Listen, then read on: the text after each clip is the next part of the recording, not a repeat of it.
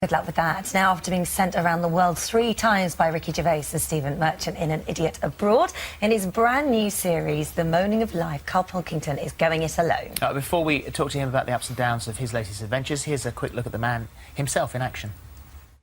Reynold Fiennes, or whatever his name is, when he climbed Everest. He didn't say, here's my little mate abroad.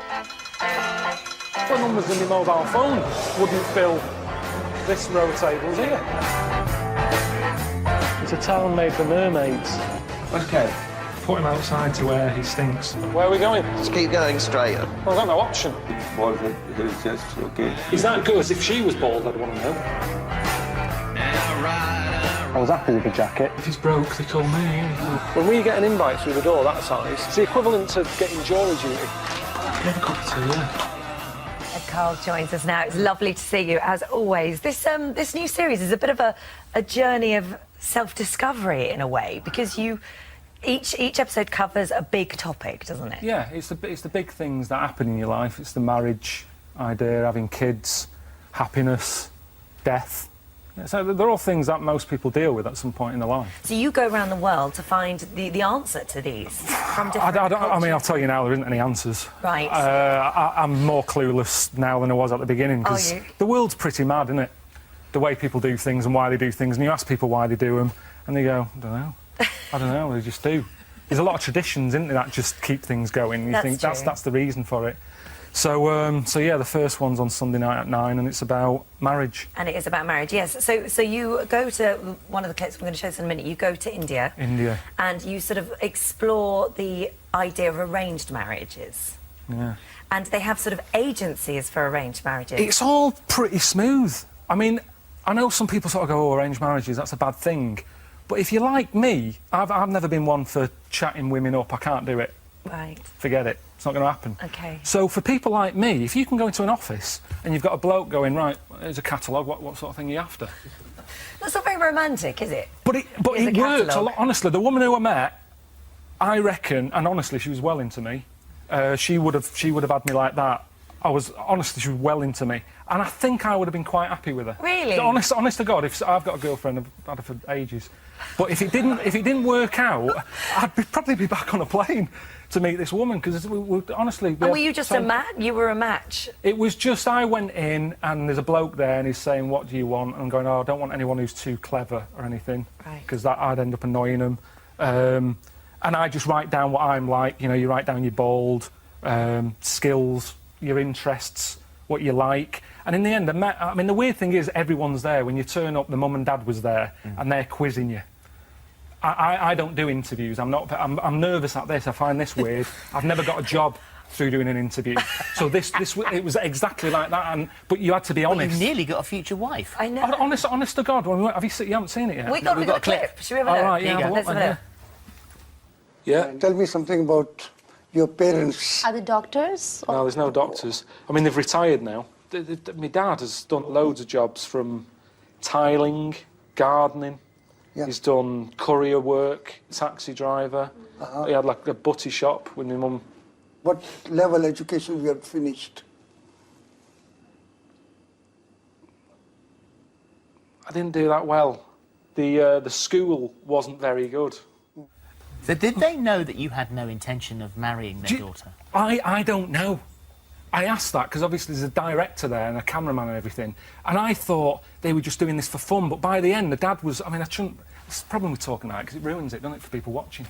But by the end, the dad was sort of going, right, can we get your number, maybe you can meet again tomorrow for a coffee, go to the cinema. And I was a bit like, oh, hang on. At first I was enjoying it, because I'm thinking, I'm doing all right here. I forgot all about Suzanne at home. Talked to her about an hour before. And I sat there going, she's got all right. And then I suddenly was like, oh, God, I'm going to have to let her down. She's going to have to know. And I was going, I'm not telling her. How was work today, darling? Yes, it was great. I got married. I know, honestly. So it sort of built me up a bit, because, like I say, I've never been... I don't know if women like me or not. But through that, I was like, yeah. Well, that's as you said, that's this week's show. That's the marriage one. What about the other subjects? So how do you cope with death? How did you deal with that one? I mean, I'm really interested in death, because it's going to happen. It's not. You see, with marriage, I haven't got married, even though I've been with Suzanne for ages. It's like kids, we haven't bothered, but death, it's going to happen. You can't avoid Can't avoid it. Well, And, you went to an unusual funeral, didn't you? It's maddest. Honestly, I've been all around the world and I've seen some mad stuff. And I get a bit blasé. I think, oh, another tribe, I've seen it. You know what I mean? You get a bit blasé about stuff that I'm visiting around the world. But this funeral in Ghana, yeah, I mean, you'll have to watch it. It was an old lady, wasn't it? It was an old woman called Comfort. Never met her when she was alive. She'd been dead for 2 months. And what they do, they don't bury them that quick because they've got family all over Africa. And if they're poor and what have you, they can't just fly in. They've got to travel. So the body's not buried for ages because they basically want all family and friends to say goodbye to them. So she's, I got involved in sort of doing her up, putting the makeup on her, and they prop them up in the corner of the room. And people come in. This woman called Comfort, she worked in like a market stall flogging some fruit called kinky, some local thing. So that was her job, sat behind this table flogging kinky. So what they did, they sat her in a corner, table, kinky on it, and family and friends are going up, sort of putting money in her hand, and going, really weird. Wow. Really weird. And everyone else is thinking it's normal, But going and they taking have pictures, probably putting it on Twitter. like you It's say, Comfort, They have a Comfort. very, very different... And Relationship maybe with that's it's us that's wrong. We Definitely. have a bad relationship with death. I said that. You never hear about it on the telly. We never like to talk about it. You know, everyone's morbid. There, dancing down the streets. It's a proper celebration. I think someone said... It seems a better way, I mean, Definitely. unusual for us, but it seems like a better relationship with death, like Really? you said. Fascinating. No, I can't wait to watch honestly, it. It's the best one, that. Yeah? Is Yeah, it? yeah, it's the last episode, but it's... You didn't miss amazing. Ricky and Stephen? No. No. Because I suppose the hotels were better. Definitely. I mean, sometimes you're in places where it's just basic, but, you know, I mean, last time I was packing bottles of Domestos with me when they were sending me away, do you know what I mean? Whereas this time, if there was something half-decent, you know, with clean bedding, I'd be staying there. So Yeah. I definitely enjoyed the trips more. I mean, I still don't like being away from home, but... No, it's funny you keep taking these travelling jobs, isn't It's a it? job, innit? It is a job, you know. I'm sure you're sat there thinking, why are we talking to him again? But it's, No, you've got we to do love it. that. I would. Yeah. Look how much I wrote down to ask you. I know, me We have too. so much to So ask you. much. We've just scratched the surface. It's Us lovely having you here. proving our point.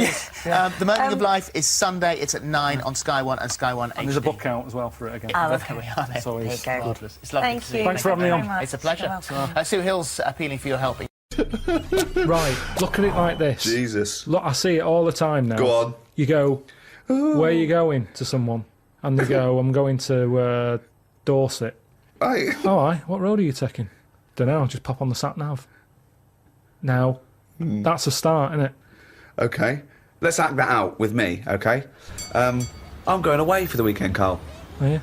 Yeah. Where are you going? Dorset. Oh, yeah. Are you getting there? Car. All right, yeah, well, which way are you going? Don't know. Why do you want to know? Oh, just making a friendly chat. Just, you know, I'm interested in geography. Which way are you going? Well, I don't know really. I've got a sat nav in my car, and I'm getting there. And what do you want? What? Easy, isn't it? Well, I'm not a pigeon. I don't. I mean, you got an A to Z. Well, yeah, but it's on a computer the A to Z. What's the difference between looking at an A to Z and A bit lazy, though. Not really. No. Why? Why is it any different that I've got it computerised so I can go along? A to Z's a bit dangerous, isn't it? It's a bit.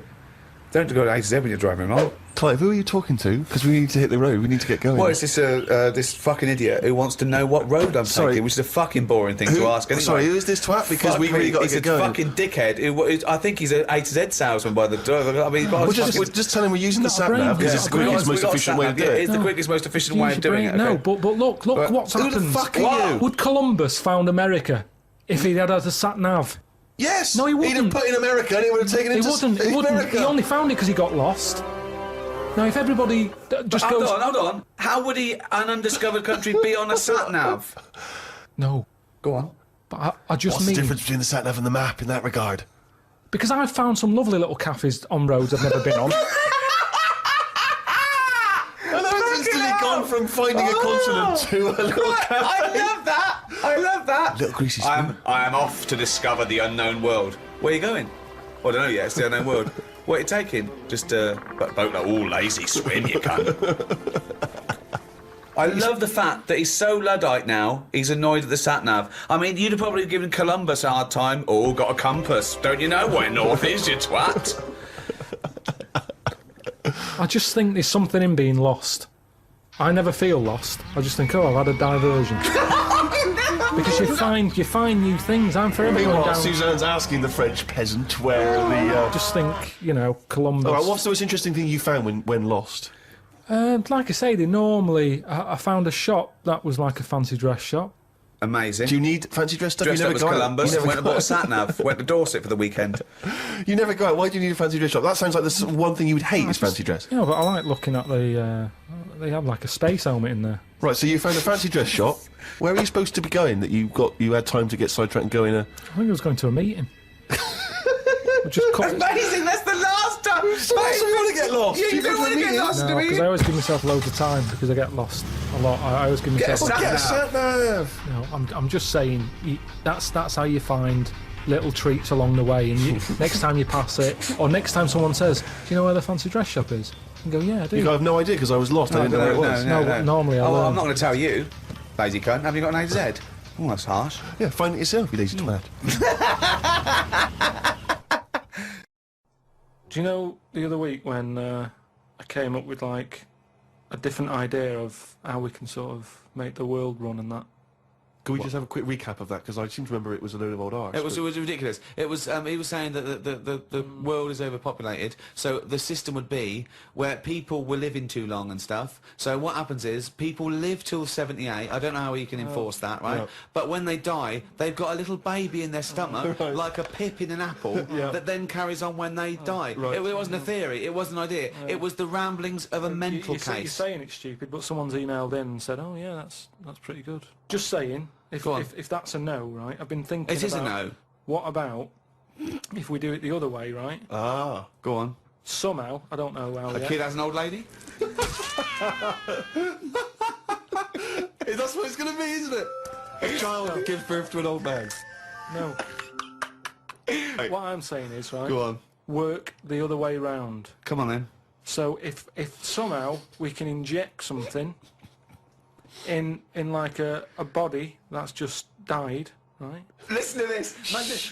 Imagine this is notes. So- when he hands it into the Nobel people, Yeah. and they go, if there's a way that we can inject something, and they go, well, what? Well, I don't know the chemical formula, but something HO2. Right. So anyway, so you inject it in the temple. He's narrowed it down to the temple. So what happens? She sort of wakes up, Amazing. right? And she works the other way. So like she might be 77, Yep. and then she'll have a birthday. She's 76, and she's working that way. Right. If you know what I mean. Okay. Are you with me? No, keep it. Because the thing is, you've got. I have no I'm idea. really scared. Yeah. I'm really scared. This is the maddest thing you've ever said. This is madder than the old lady with the pip like an apple in her belly. It sort of did work. This is... No, it didn't work. It worked in your head. It's like a dream that you wake up and go, oh, I've got a great theory. And This is it. Let me just tell you the Go on, ending, because the ending works out a bit better. Go on. What I'm saying is, when you die, at the age of 78. 9 months, What? at the age of 9 months, because that's when you come out, What do you mean when you die at the age of you're 9 not scared of dying because you're now a baby, so you don't know what's going on anyway. So there's no So fear. you missed out a bit here. So this woman, what, literally gets younger and younger? I think Yeah. when she's in her 20s, she's in her old age, Rick. Yeah, but it doesn't matter because that's the fun part of your life, isn't it? When you're 20 and you've got all your energy and that. So before you die, you're actually having a good life, rather than it being the other way around. But does she do different stuff than she did on the way up? Because she's already lived 78 years, hasn't she? Don't forget. She was a baby once, and she grew to 78 years. Then someone stuck a needle in her head and said, right, back you go. No, we'll forget all that bit. I'll forget all that bit. How do we forget that bit? What I'm saying So is... she died and she doesn't remember all her... This is a new life, is it? Let me just leave you with this. Right, you're talking shit. Explain yourself. But aren't the family getting younger as well? What's happened to the family? Forget I it don't- then, we'll leave it as it is. No, leave it as it is, shall we? Shall we? Can we all agree on that, guys? Now, should we agree to leave it as it is? Is that all right? Because I don't want to hear any more from the diaries of Charles Manson. No, it's. I mean, you're a fucking maniac. All right. How would you go about chatting up a woman in a bar? What tips could you give? I've never worked like that. It's always been like a friend of a friend and all that, and just happened to meet them, and then you have a chat, and then How did you meet Suzanne? that was when I was working with her, and she gave me 20p for the hot chocolate machine. She never asked for it back. Thought she's all right. I've been there sort of 11 years, so it works.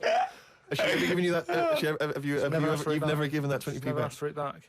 Did you return the favour, perhaps on the next date? You buy her a Kit Kat or something? No, I don't think I did. I think word got out that she liked me and that. And what did I do? I think I did some work for her, did some editing for her, sort of show off my skills and that. Sure. And she was like, "Oh, you're good at this, aren't you?" I was like, "Yeah." And I think she got us another drink because I was doing that editing for her in my own time. So you're up on the deal, aren't you?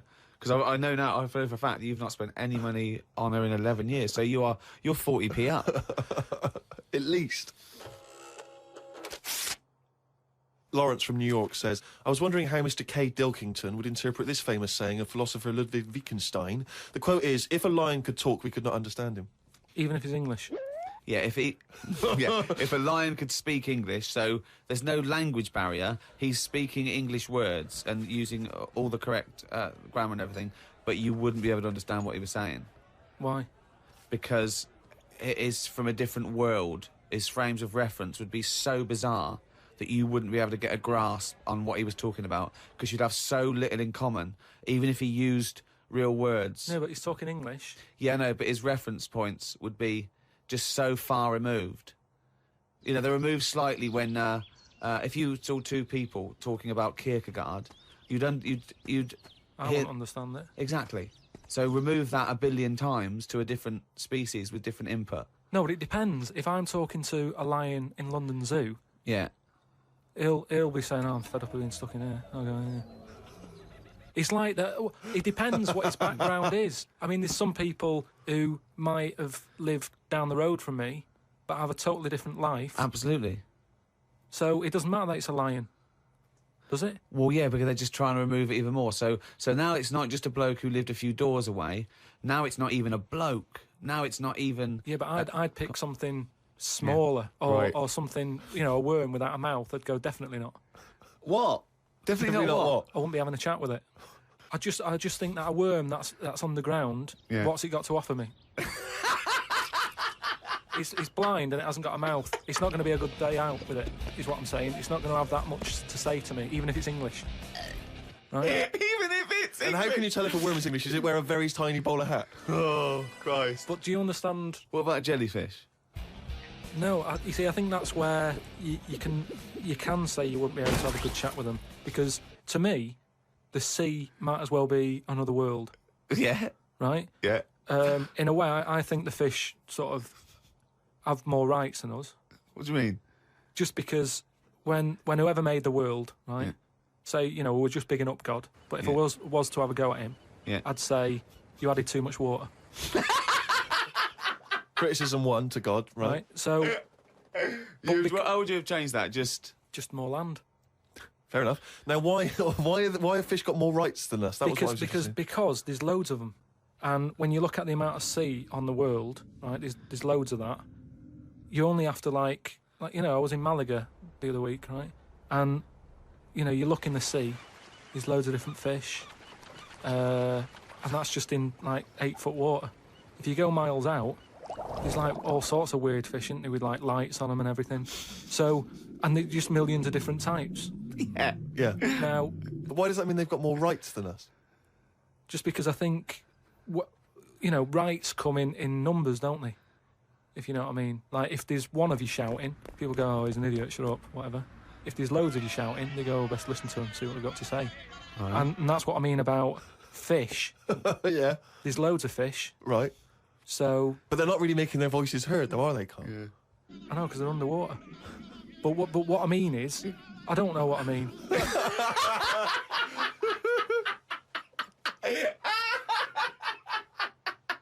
Take it in your hand and grip it lightly. Like that?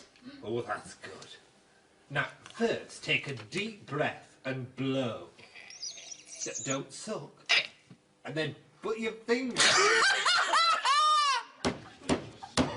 Oh, God! Just take it in your hand and grip it lightly. Like that? Oh, that's good. Now, first, you take a deep breath and blow. No, don't suck.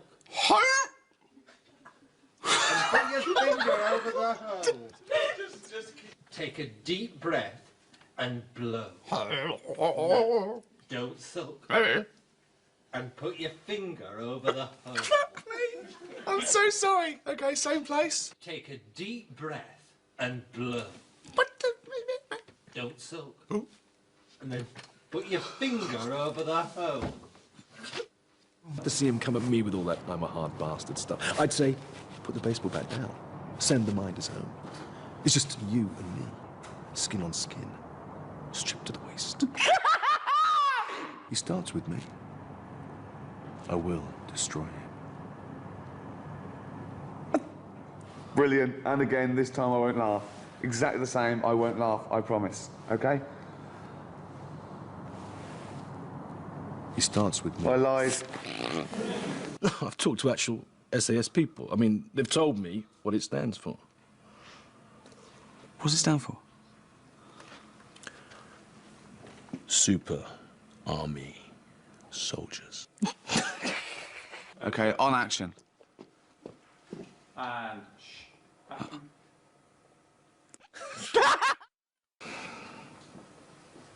okay. Not okay. Super. Okay. Ridiculous. Okay. Okay, this time. Okay, sorry, Jude, everyone. Carl, okay. What does it stand for, then? Super Army Soldiers. I'm fucked. And action. Fuck off! I actually took too much to begin with. I was a bit screwed, I think. Yeah. All set. Told you. Fuck. And action.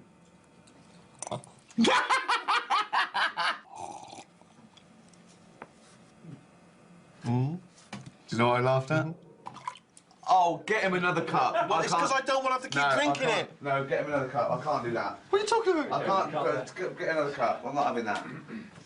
Fucking disgusting. But otherwise I've got to keep Recycle drinking the tea. tea and gone. But I've got to keep drinking the tea, haven't I, otherwise? Have a little sip of tea and drink it. But I've been out about 3 cups now. I was dressed up as a fucking genie for a day.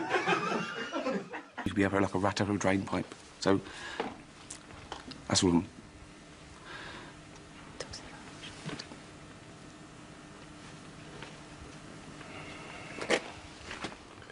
I'm so sorry.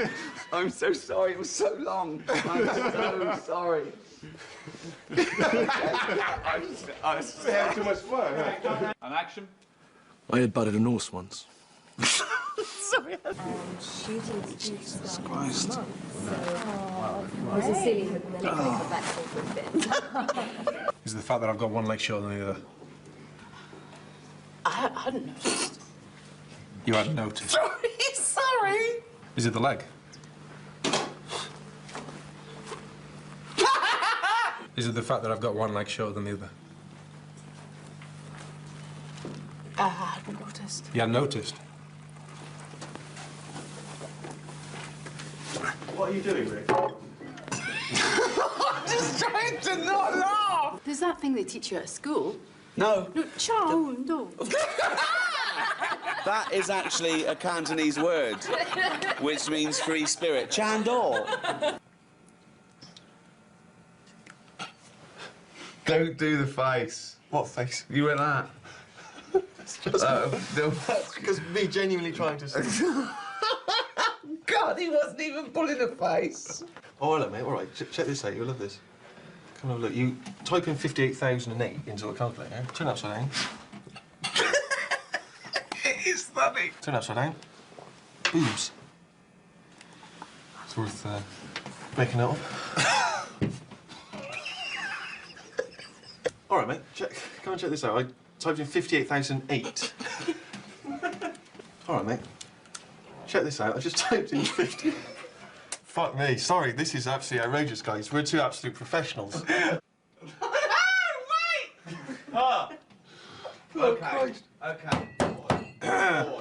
All right, mate, just check this out. I just typed in 58,008, and amazingly...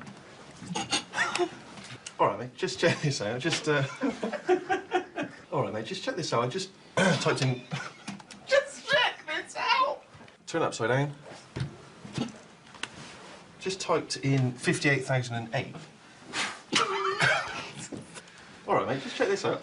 I can hear you go! All right, mate, check this out. I just typed in 58,008. Turn upside down. Boobs. Let's just keep going from there. 20 million? 40. Double it. That's right. Plus 6. 46. 3 days. 75 days. Biggest Christmas day ever. Bye, nerd. Oh! I'm a nerd? Just pick it up. I'm a nerd. I've kissed Cameron Diaz, Drew Barrymore. I'm a nerd. I've slapped Jennifer Aniston on the butt. I went anyway. Who are you? Nobody, but Who? Nobody. Nobody. Nobody. Nobody. Nobody, but...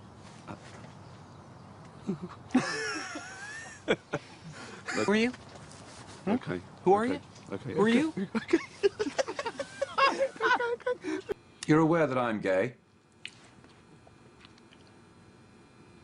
Not that... We don't make a song and dance about it, you know. I don't... No, I didn't. It didn't matter. Didn't. Well, no, you didn't. And you don't make a song and dance, but you don't go, ooh, hello, I didn't... No, not relevant. You're aware that I'm gay? No, because you don't make a song and dance about it. You're not all like...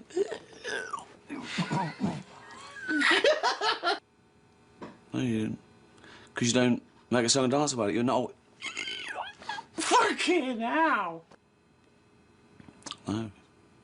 Because you don't make a song and dance about it. You're not all... Ooh, hello, I'm homosexual. No, because we don't make a song and dance about it. You're not all... Come on! Okay.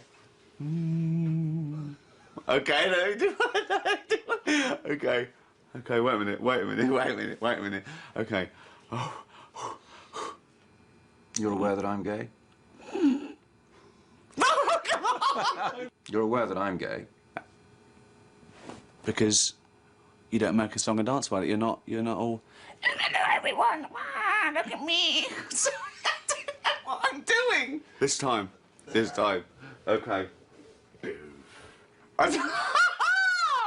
Come on. You're aware that I'm gay? Not a problem. You're aware that I'm gay? You're aware that I'm gay? No, because you don't wear it on your... It's not like you're going around, oh, everyone, oh, look, can you guess? No, I don't. I can't marry you. Why? What do you know? Nothing. What do you mean? No, what do you... No, I've just been doing a lot of thinking, and I just don't think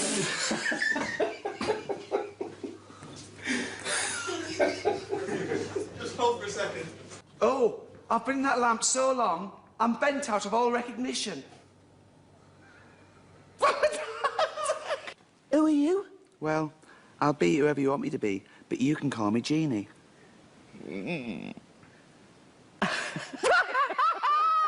How does somebody as big as you fit into this tiny lamp? Don't worry, I'm used to squeezing myself into tight holes. Can you help us? We're in danger.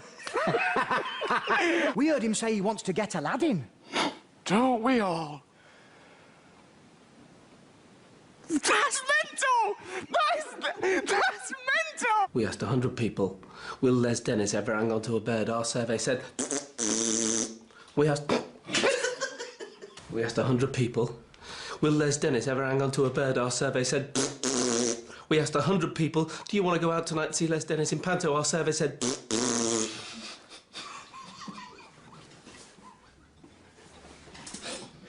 How mad is that?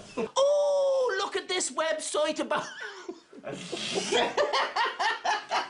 I mean, would this have been funny? Him going through customs. I have nothing to declare but my genius. Oh, and this vibrating tongue for pleasuring.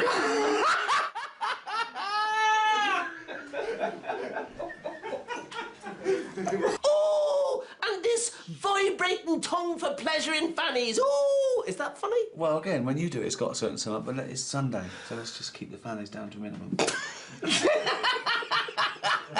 All her clothes fall off? Yeah, they fall off onto the ground, and she's scrabbling to get them back on again.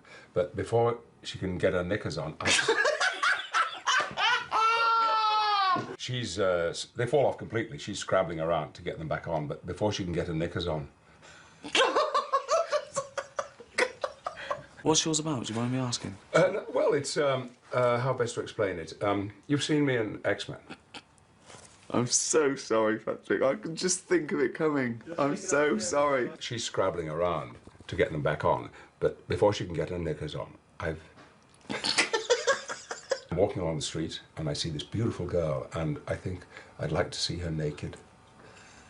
And I'm so sorry, Patrick. I don't know what I'm going to do. I don't know what to do other than leave the scene and let you talk to a teddy bear. No, you see, I can do other stuff as well. For instance, I'm riding my bike in the park, and this policewoman says... Okay.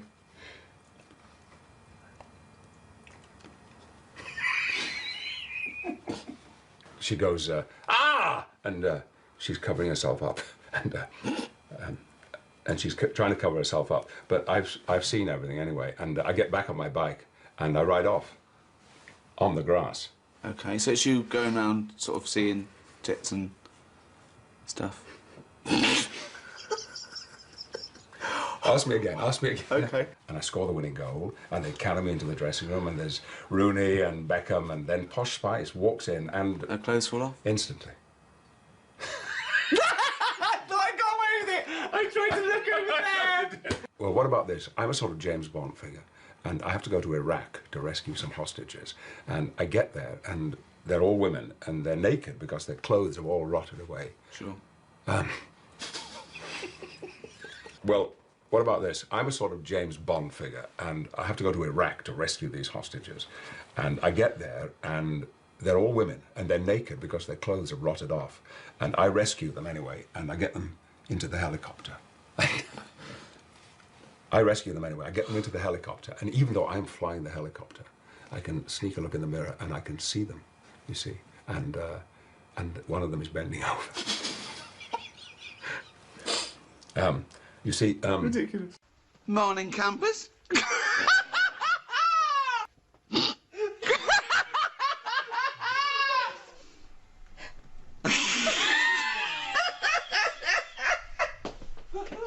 I don't get it.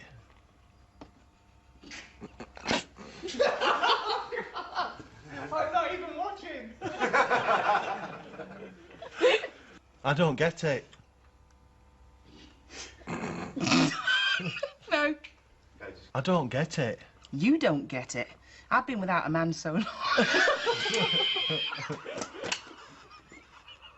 I don't get it. You don't.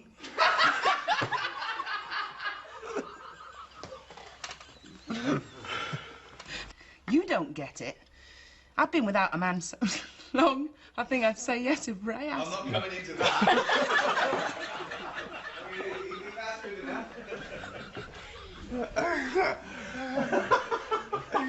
You got my pen? Yes, take it. Oh, it's in here. I didn't know. We're having a wank? Yeah. It's all over the place. Let's go again. I'm so sorry. We're having a wank? You got my pen? Yes, take your pen, please. We're having a wank?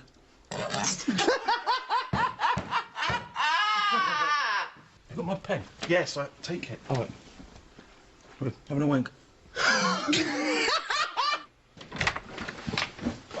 Right. Hello. I'm... Were you masturbating? Ask me again.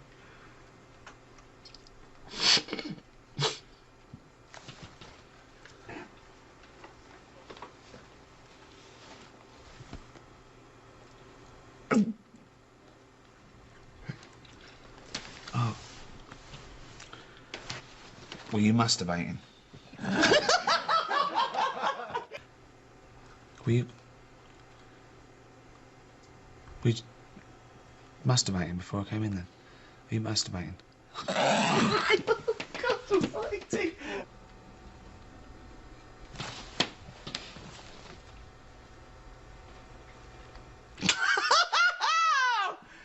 I was 1 second away there. I was 1 second away. Well, I should have locked the door, but I didn't think ahead, and the moment took me, and I just went berserk.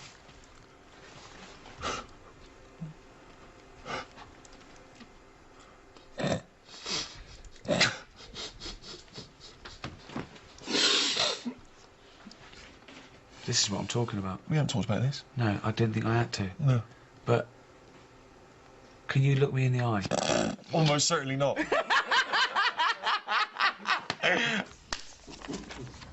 Never. Until today. Wizard.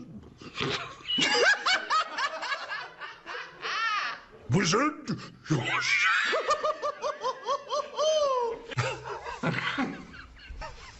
Okay. You cannot have this. You'll learn the words, and you will speak them as if you were saying them for the very first time. Yeah. And you were shit. Bollocks. Sometimes. I don't know who's talking.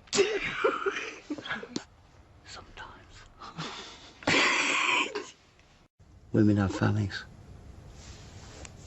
Pop knobbing fanny. Oh, God! You fucking... Oh, God, you don't know how hard that is, Steve. Well, I was losing it here. Don't bite me!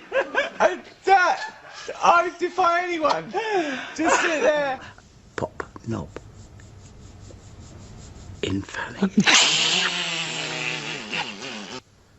Pop. Men have knobs. Women have fannies.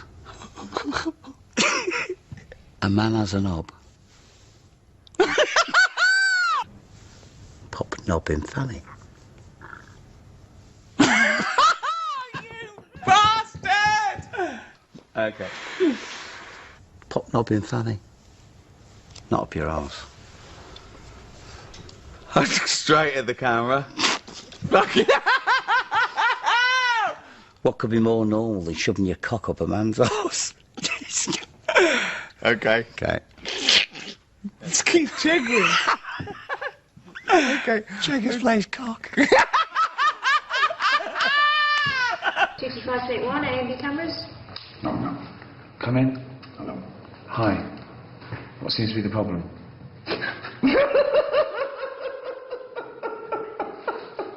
Oh, it's doing so well. Mum.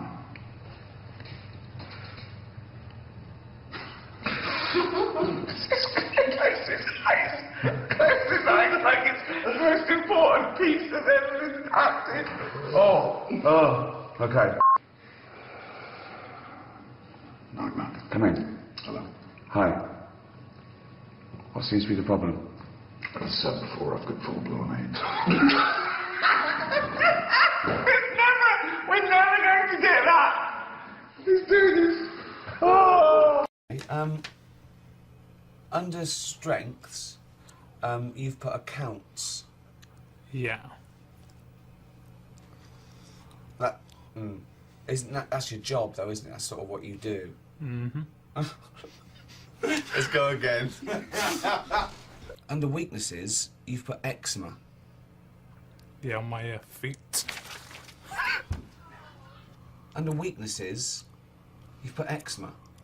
I'm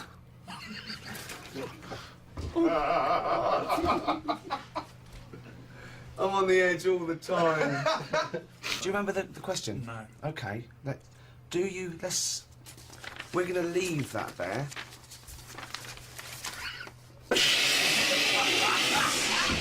I'm welcome. I'll swap that one. Oh, is there? Yeah.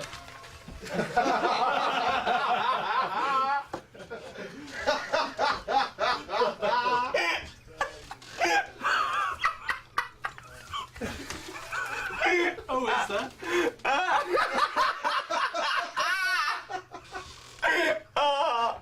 Who says famine? That's to be depressing. That's not.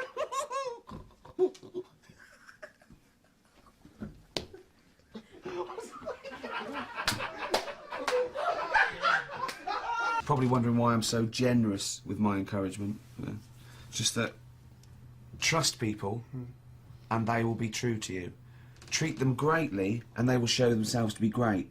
So, happier now? No looking back? Yeah, well, I'm still eventually. Take 5. And action. Tim. Take 6. Take Absolutely 7. fine. Take 8. Take 9. Take 10. Action. Oh, David. Hey. Take 11. Trust, encouragement, reward. I'm gonna... Take 12 after false start. Take 13. Take 14.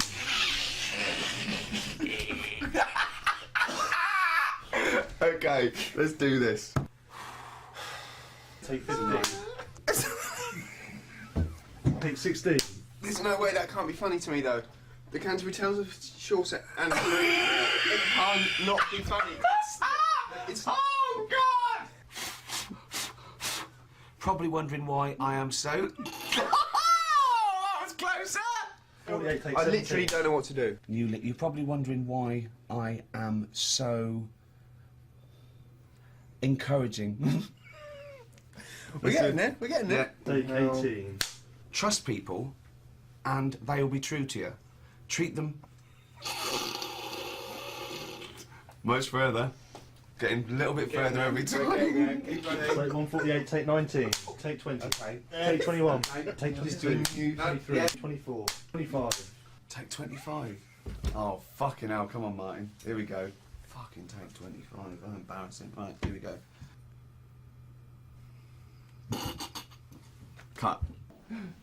Jennifer not with you? No, she's on her way. Monkey!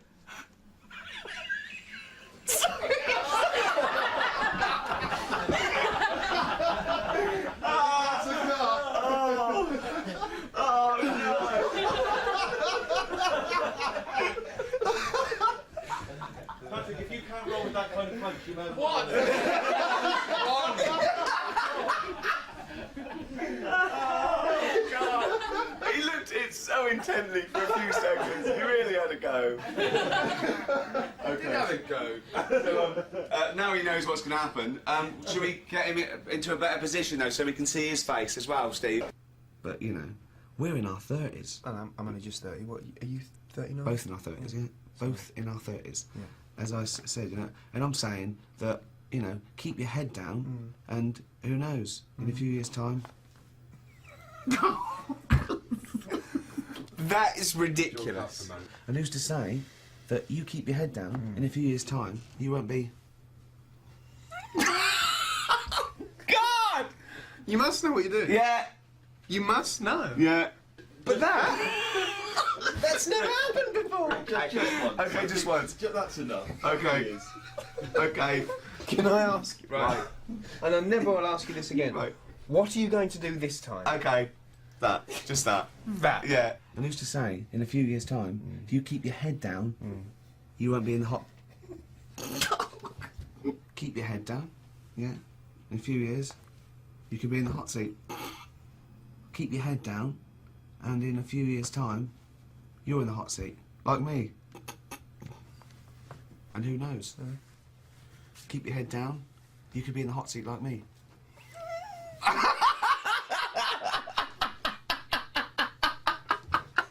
If you want the rainbow, you've got to put up with the rain. And do you know which philosopher said that? Dolly Parton. And people say she's just a big pair of tits. Oh, God.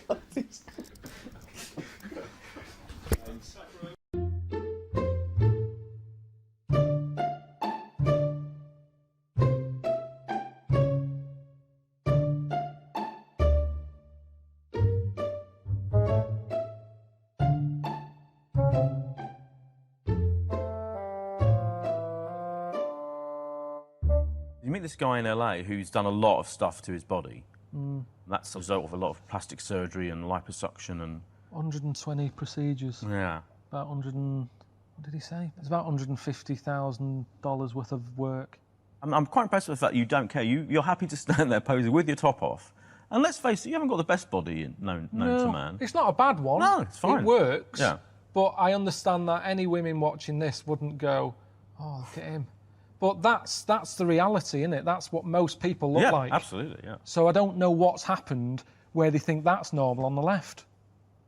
All that, all them bits, they're all implants he's got. The bits in his pecs, on the back of his arms, he's had stuff put in there. Yeah. And I was like, that can't be comfy. No. Have you sort of laid on Brighton Beach? Yeah. It's Pebbly Beach, isn't it? Yeah, I used to live in Brighton. Yeah. And it's not nice, is it, really? It's bumpy it's annoying, and that. And that's what I imagine it would be like for him to lie down at night, because he's not lying on his own bits. Right, it's all lumps of stuff. But honestly, the lengths people go to, he was telling me about how people have the ball sack. Yes. The testicle. Crack. Not just that anymore. Oh, what do they have now? Ironed. Oh, what? Oh, really? They have the things ironed because of the creases. Oh, God. They don't want creases in it. It's just like, what? I mean, so they want a smooth yes. ball sack. And again, I was saying they're not, lines on your face. It's about expression. It's about showing feeling. I don't know why your testicle. What's the proper word for it? Scrotal sack, maybe? Is it? Something like that, yeah. The scrotal it's your sack. Scrotum, isn't it? Your scrotum. Yeah. It's got wrinkly, lines on it. Yeah, what's that? I mean, they're not worry lines, are they? No. I don't know what they're there for. I suppose it's to give it a bit of movement. But at the end of the day, they've been like that for thousands, millions of years or whatever. Don't worry about it.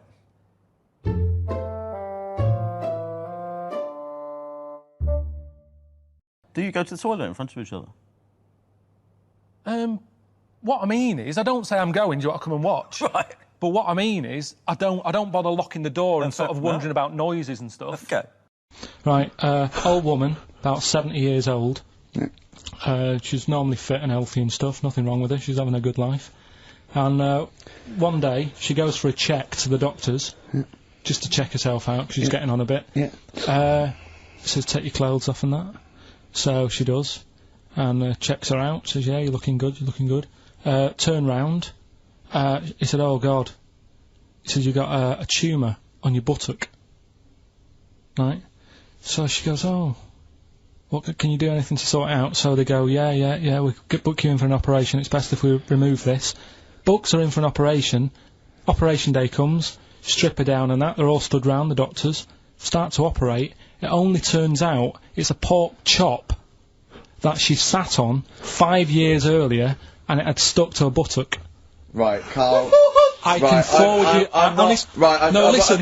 Serious. Right, okay, Karl. I'm telling you now. I'm leaving. I'm never doing this show again. No, I'm serious. Honestly. You're talking. I've never had such. You are. Play a record. Play a record. I couldn't believe it. What do you mean you can't believe it? Stop the record. Stop the record. Stop the record. Right, okay. Right, what do you mean you couldn't believe it? No, when I read it, I said I've got to tell Ricky This woman had a pork chop stuck to her arse for 5 years, you mental case. Of course she didn't.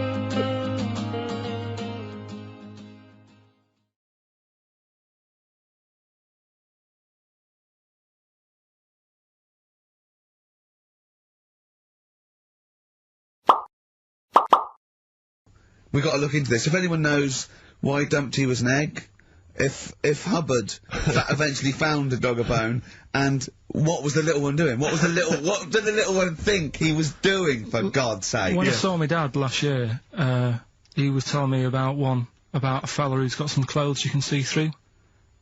What's that one? You don't mean the Emperor's New Clothes? Yeah, what's that one about? Well, that's a genuinely good little parable, that. Yeah.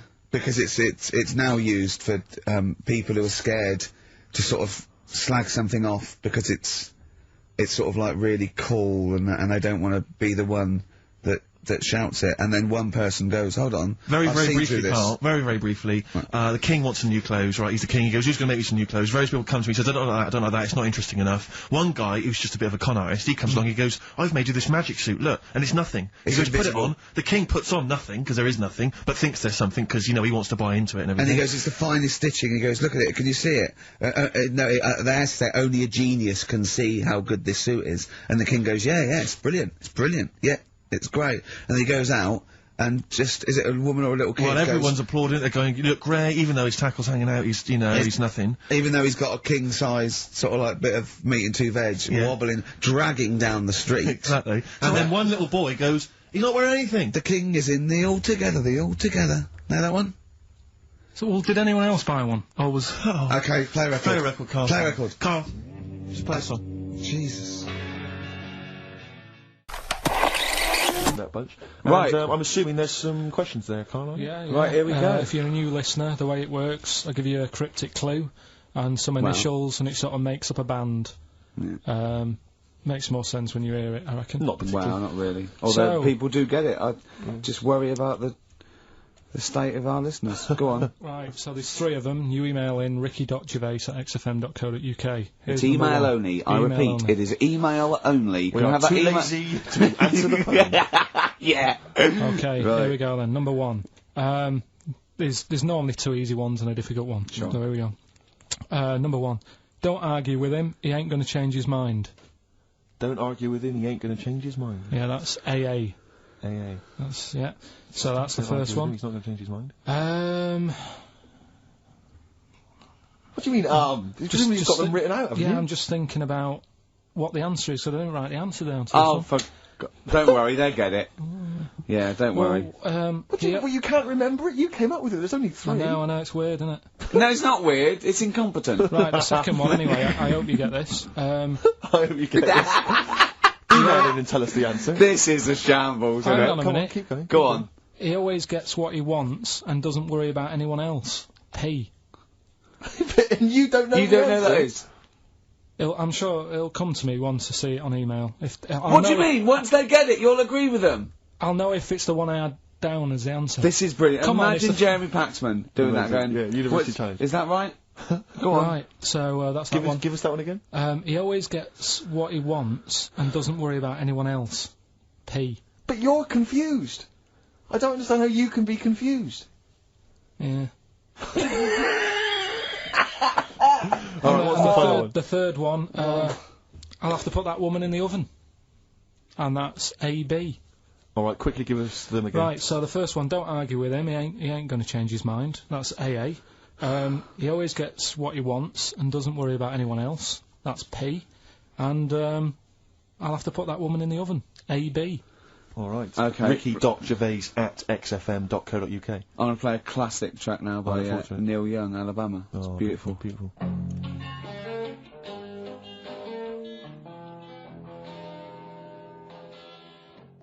Neil Young, Alabama. Carl is still confused. He's waiting. He's biting his fingers, waiting for an email to tell him the answer to the clue he made up but can't get. I love that as an experiment. As a I mean, that would confuse psychologists, that you come up with something that you can't get. It's brilliant. Yeah, you came up with the question, you don't know the answer. And you expect them to, but you can't, and you made it up. Look at your face, like play some adverts. Alright, no, I don't know what you just Wow. We've not... even Jonathan Ross couldn't save this show. No. It is the only A celebrity I know. Yeah, I'm all out of ideas. I thought we'd have a trivia game. That's rubbish, because he can't read. All right. Yeah, and that's what is it? So are we knocking the trivia game on the Yeah, yeah. Should we, let's have one final question. What's the answer? I don't know. I don't know. For the Pope one. I don't know. We couldn't even figure out the question, Carl. What's the stone? What's the stone? Hang on a minute. Just entertain yourselves at home while Carl looks for the question. Anthurst. Amethyst. Amethyst. Yeah. Anne Thirst. No, she was the first woman MP, I think, you'll find. Amthurst. Ruby or Diamondo. So have you got maybe a final question, That's Carl? still one on it. Okay, do a decider and then we knock this on the head. Yeah. Go on then. What? Who? Have you not been practicing in all these? We've had ads, we've had music. Oh, where? What? Rick, I don't think we should call ITV later with this. Maybe he was talking about Jonathan's inquiry about sartorial elegance tonight. Where Yes. what? Yeah. Maybe he's just like summed up that conversation in just two. You're like this. Peter the Great. You ever heard of Peter the Great? No. Okay. Well, anyway, Peter the Great had his wife's lover Oh. executed. You'll love this, Carl. Right. So his wife had a lover. He had him executed, and he put his head into a jar of alcohol, and his wife had to keep it in her bedroom. Do you understand? That's every time she saw, every morning she'd wake up, and there was her lover's head. In a jar. Who took his head off? He took his own head off. Play a record. Play a record. She had a lover, and oh, never mind. Never mind.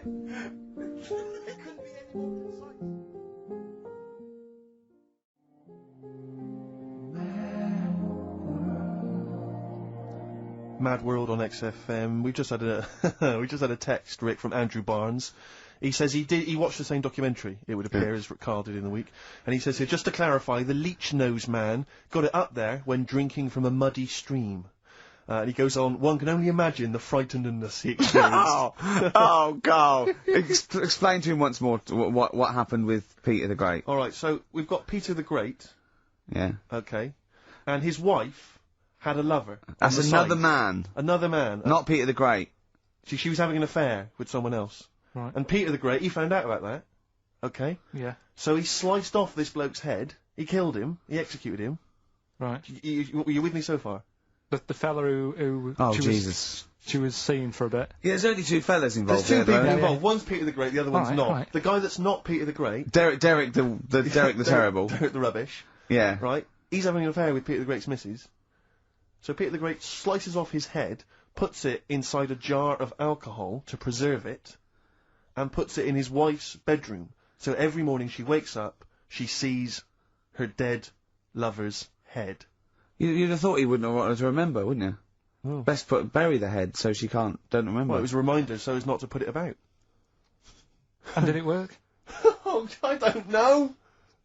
I love that. Again, that to me is an amazing thing to do. And you go, did it work? I mean, you've got quite an interesting mind, actually. I mean, you are, in some ways, really, really bright and intelligent. I love the way you think. You're one of the cleverest blokes in some ways that I know. Hello, it says I've got common sense. Well, yeah. And that's more important than knowing about, golf But it's fishing. what you really it's like you follow the subplot, which is quite an interesting thing. Do you know what I mean? It's like you tell you a story, you'll always pick up on something that I didn't even think was an important bit. It's like you're always you're looking out of the window all the time. So what's important about that head thing? What do you mean? The head in the jar. It's a grotesque thing to do. It shows ego, power, cruelty, and revenge. Although I think it probably did work, because he is called Peter the Great. Yeah. So you'd assume he got it right. Yeah. I don't see how you can query that. That's the sort of facts you give us. You see now, you're on the other side of the fence, and you've got questions, just like we've always got questions. No, but in Carl's thing, it would have been, turns out, some weird happened, right, and he was still alive. Yeah. And so she was still having sex with body, and his head was watching. Yeah. And Peter the Great didn't even know. See how he's perked up? I understand what you're saying. Now I've learned some other stuff, so I'll see if I can, educate you a bit before 3. But I want to know. See what? I'll tell you what education I want. I want to know what sort of things I can buy this weekend. Butt plugs. No. Have you got any adverts? Oh, yeah. I've got another fact for you, Carl. Might be of interest to you. This is the final one. The ancient Babylonians had What? I'll just stop you there. What's a Babylonian? My head's gonna burst! What do you mean, what's a Babylonian? I've never heard of one. No, but work out, what's an Evertonian? Someone who supports Everton. Well, or from? From Liverpool. Yeah, so what's a Babylonian? He's from Baba. Yeah, well anyway, some people from Baba, ancient Baba, they didn't have very many doctors in those days, alright? Because they felt that illness illnesses should be left to the wisdom of the public, right? So if you were sick, okay, you were placed in the city centre, right, and then a passerby... Outside Baba. Outside Baba. And, a passerby who had suffered from the same ailment, or who had seen it treated in the past, they would pass by, they would give them advice on how to be cured. Do you understand? So there'd be no doctors, just people passing by would see, they'd say, what's wrong with you? And they'd say, well, blah, blah, blah, I've had the same thing, here's some advice. And pedestrians were forbidden to pass such an individual without inquiring about the complaint and prescribing for it if they knew how to. So hang on, so there's someone ill. Yeah. It's outside the town hall. Yeah. People walk past, go, what's up with you? They go, oh, my foot hurts, and they go, you've got to do this to get rid of that. Yeah. And were they ever right? Well, what do you mean? Were they ever right? Well, how do we know? What are you telling me? What? What have you just told me? What am I meant to take from that? You just said strangers sort of say, you've got that wrong with you. I think he's sulking. I don't think he's ever going to take anything we tell him again because we don't. No, but I don't like the fact understand that goes, monkeys can do armed robberies, and we go, no, they can't. I don't understand what the problem is. But how is that different from telling me that a Chinese woman ate dirt? How is that not the same sort of thing? Because that's weird. Someone sat in Trafalgar Square going, I've got a headache, and I go take some Nurofen, isn't shocking. I'm not a doctor. I've given a bit of advice. But neither is the dirt lady. She's not particularly interesting. Neither of them are particularly interesting. I'm just trying to give you an example of the same sort of drivel you feed us every week. Would you sort of have tea round at her house? It's weird. The Chinese woman. Right, so it's weird. Okay, now we're getting somewhere. It's weirdness that you're interested in. See, I thought that you were actually interested in sort of interesting sort of stuff. But if it's weird, it helps. Karl, any New York related pun song titles? New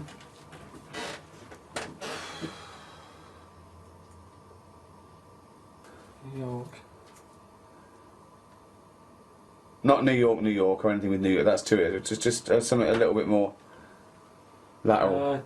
Do you know anyone who lives over there who's a native New Yorker? Good one. Nice. Well, I said no New York though, so do one without New York in the title. Do you know anyone who's been born in the USA? Well, that's not specifically New York, is it? It's a big place, USA, so it's got to be to do with New York, but not mention New York.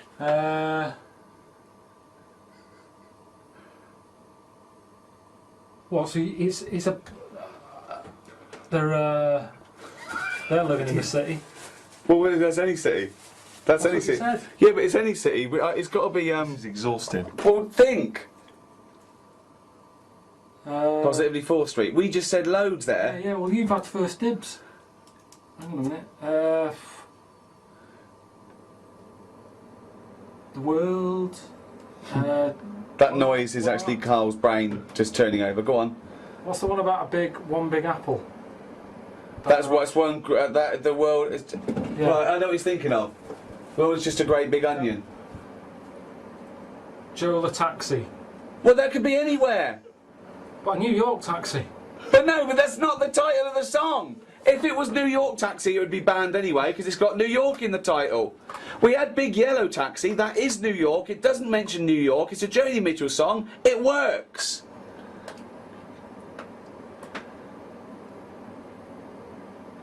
Is that picture now on a freeze frame? What are the other streets? Oh God! Karl! Okay, right. Say something that right. Think of something to do with New York. Then see if that is a title of a song, and then say it out loud with your mouth. So something to do with New York. Is that a title of a song? Does it have New York in the title? If it doesn't, but it is about New York, then say the title of the song. So far, you've come up with titles with New York in the title. Can you think of any others? Well, yeah, we will in a minute. Got one on your head? I don't. Yeah, because you said that we had first dibs. You just saw how quick we just came up with them then. So come up with one.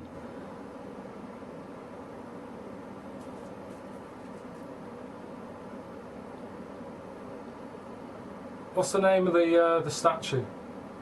Statue of Liberty. Statue of Liberty. Is there any songs with Liberty in? Well, there's that's well, yeah. If they're about the Statue of Liberty, I'd let you have that. Crosstown Traffic. That could be any city. No, but it was about New York. It was about crosstown traffic. It was about crosstown traffic. What's the one about... Jesus. Where the streets have no name. Just numbers. Who sings it? Isn't that... You too. Two, yeah. There you go. You could have had Angel of Harlem, that would have been easier. That would have been easy, yeah. And the streets do have names down I'm not sure sort of that is downtown. about that town, is it? Well, we haven't got names. Where the streets have no name. Where's that? New York. Is it? Are you sure? Where else would they be? Well, there are some streets with names there, aren't there? Yeah, there Bleecker are. Street. Yeah, down south on Soho, they've all got names. Yeah, but it's where the streets have no name. The streets in New York have no name. They're numbers. No, some of them have names. Where? Well, we just named some. Bleecker Street. Yeah, I'm talking about New York. That's in New York! That's what Simon and Garfunkel wrote about it. It's down in Soho, Bleecker Street. I don't want to play.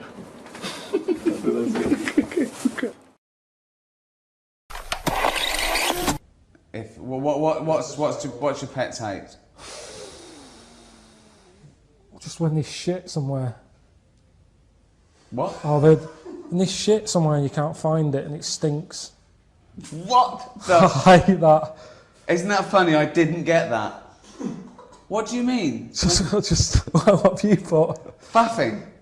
Too much faffing. Like, is people always like, you can't do that? You have to phone 5 times. You have to put you on hold. People Oh, you just mean an annoyance. What did you think he meant? He said a pet hate. I thought, right, okay, yeah, I would have said Sorry, faffing. what do you mean? What do you hate about having a pet?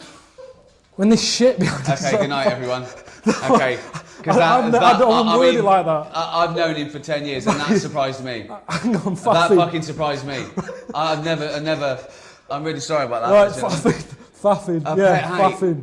A pet hate. When you're asleep and it licks your bollocks. What?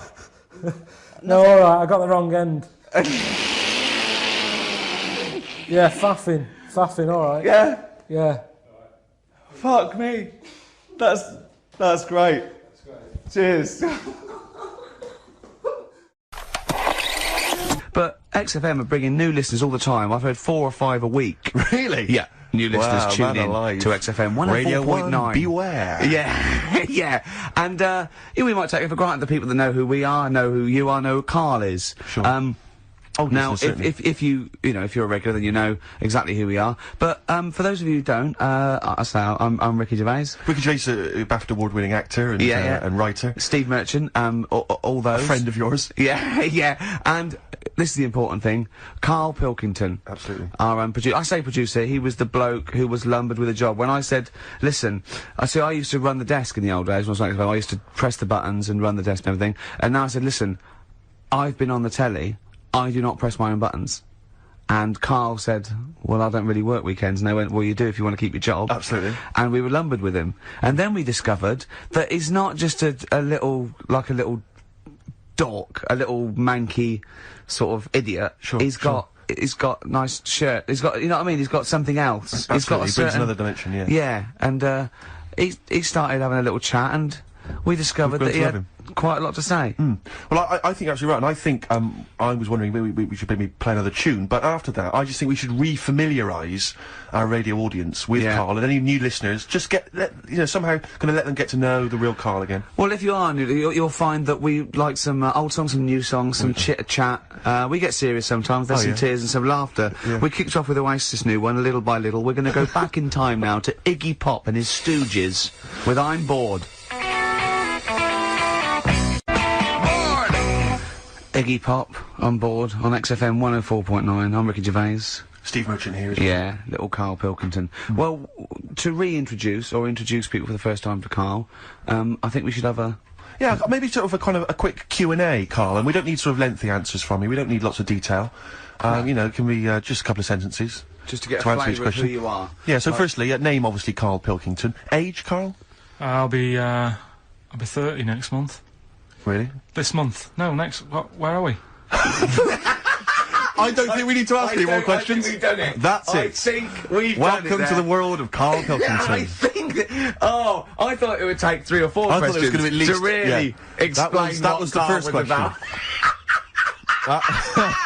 Oh, Absolutely God. incredible. But, Well, I don't know if you saw the thing the other week about the fella who's on that quiz show. Who? Sort of Oh, right, okay. gay Who? fella, straight, sort of man, woman. thing. What are you talking about? Tell me what did you see? Tell me what you saw. It's This is like a kid come running in, and he's seeing something frightening. Could be an alien, could be a ghost, could be a paedophile, and you've got to get exactly what actually saw out of him. Right, what did you actually see? It's just this fella who's a woman. Right. Right, okay, right, try and talk like a human being. Right. It's a quiz show that's coming on the telly, and it's this woman. Right, is it a fella who's a woman, or is it a woman? Bit of both. That's why I'm talking about it. But what do you mean? Is it a pre-op? Is it a transsexual, a transvestite? Is it a lady boy? Is it an hermaphrodite? What is I'll tell you it? about it. Well, tell me. I'm telling you. It's a woman. Well, it's a man. Oh, No, forget listen, it. listen. Play a record. No, listen. Come on. What? It is a man. He is a man. Well. Oh, Christ's sake! It's a TV programme where they've got this man who's Transvestite or television? It is a transvestite, yeah. So- But the problem is, I'll tell you, just because you don't know about it, the programme is... I don't know, I still don't know about it. I don't know anything about it, still. I don't know. It's a woman, man, woman, TV programme, look, TV. No, it's a man who is now sort of half a woman. And... A man who is now half a woman! No, well, this is what's weird about it. He's got the top half, but not the bottom half. What do you sorted mean? out. He's got breasts and a wig? But he's still got his boys downstairs. Why do you do that? His caps and the boys What are do you do still that there for? in his Y fronts. Why But is that? upstairs, he's got a lovely pair of dumplings. Why do that? Well, he's halfway through. But why not get it all done in one go? Maybe he couldn't afford it. Well, wait until you've got all the money. That just looks a mess.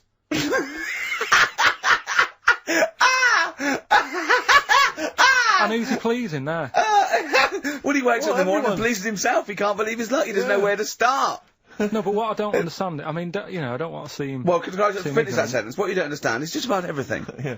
Right, what... I find it weird, right? I sort of get... I understand the gay thing, right? But... Do you? What do you mean? Well, you know, I know... Well, I tell know- me the gay thing. Explain the Well, gay I thing. just know if you're a fella, you like men. I don't know much more than that. What do you mean you don't know? But what I mean is, with a transvestite, what's going on there? What do they want? Now, transvestite is a cross-dresser. See, I don't get that either. Because... You mean a transsexual? That's a man who likes to dress in women's clothing. It's not necessarily... They're not necessarily gay. They're or not gay. straight They're or often anything. not gay. They just happen to like wearing women's Those clothes, right, yeah. But then why not wear women's clothes that could be seen as a bloke's... Like Suzanne wears jeans. No, but they... Yeah, Just but that's buy the women's thing. jeans. But that's their problem, is it? They like being seen as a woman. They like being seen as a woman. It's not just that it's more comfortable, or they'd wear a kilt. They like being seen as a woman. They feel more comfortable. Alright, and what's the deal with this fella who's got... We don't know both? who this fella is. No. We don't know this man who's half a woman. He's called Miriam. Oh, that's helps. yeah. Brilliant. I love this scientific basis. No, I So think- all he's done, he's had the tits done, he's probably had the hormones, probably lived as a woman for a while. The last step, because you can probably reverse the breasts anyway, because they're probably implants and hormonal things, and whereas you chop your knob and boys off, that's, you come back the next day and go, sorry, I didn't mean that, I wanted my ears pierced. It's a bit more of a bigger operation to put them back. So doctors are probably making sure that he's just Surely if absolutely... you've had the top half done, you're not going to go back on what you've said. But no, what's the top half being done? I could get you breast implants, give you a bit of hormonal treatment. Now, and that you would could be a great idea for next week. and you could reverse it. What you can't do is grow a knob back.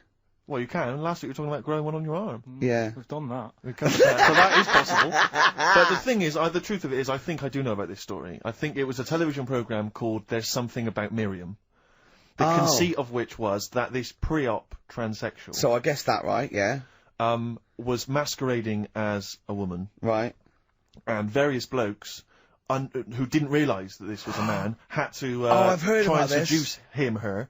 And when they found out that it was actually a bloke, and a lot of them had kissed I agree. him, her, they refused to let it be shown. I and there was a big agree though. outrage. That's just terrible. Yeah. That's Oh, it's deceit. absurd. But I mean, you know, that's awful. I hated that. Yeah. Karl, the human body is one of the things that you're actually genuinely fascinated in. This is one of the things that you admit is quite amazing, and I think we all agree with that. Here's some quite incredible stats and facts about the human body. What do you think of this? 50,000 of the cells in your body will die and be replaced with new cells, all while you're listening to this sentence. Go on. Well, that's it. What's the sentence? That was the sentence. What was the sentence again? Well, it doesn't matter. The sentence doesn't matter. 50,000 just dying and being replaced in that time. But what are they doing? Different cells do different things. Some are taste buds. Some carry hemoglobin and oxygen to other cells. Yeah. Some are skin. Some are liver. I've heard about skin. I've heard about skin, sort of. What? What you heard? Little rumour about skin. You heard about skin? What? It's just it keeps just, all your stuff from falling on the fucking floor. Well, it's the thing that makes you what you are as well, isn't it? More than anything. Why? Well, without the skin, you're just a skeleton. You look all the same. No, you're not just a skeleton. No. Other than your lungs and your heart and your kidneys and stuff. What I'm saying is, I went to know all the flesh on top and all the blood vessels. And I went to that bodies exhibition. Yeah. No, this is it. He knows all about the human body and science because he went to the bodies exhibition. Do you know where the German fella cuts bodies up? Yes. Now, he had a load of people on show. Could have all been the same family. Because everyone, without the skin on their head, looks the same. Other than height, everybody looks exactly the same. And that's why racism is so stupid. Well, it's a good point. Good point, isn't it? Yeah. That's saying that, though, I did think most of them were Chinese. Well, there is obviously so much to discuss, Ricky. I wonder, in an effort just to provoke some initial thoughts, if I can offer another quote from the great Carl Sagan, who said, advances in medicine and agriculture have saved vastly more lives than have been lost in all the wars in history. So quite a... yeah, just shows you shouldn't really worry about war.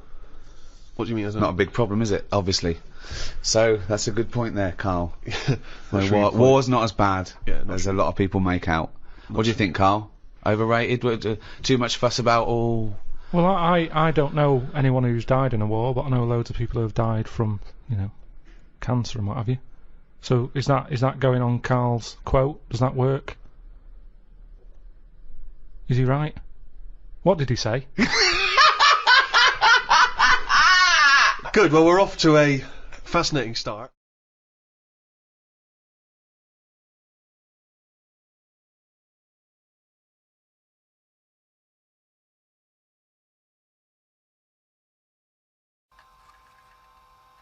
Well, it's that time again. It's Karl's diary. Oh, what's he written today? Told Suzanne that I had read that we will have spoken to aliens by the year 2025. Ricky once told me that if a lion could speak English, it still couldn't have a good chat with us because its life is different to ours.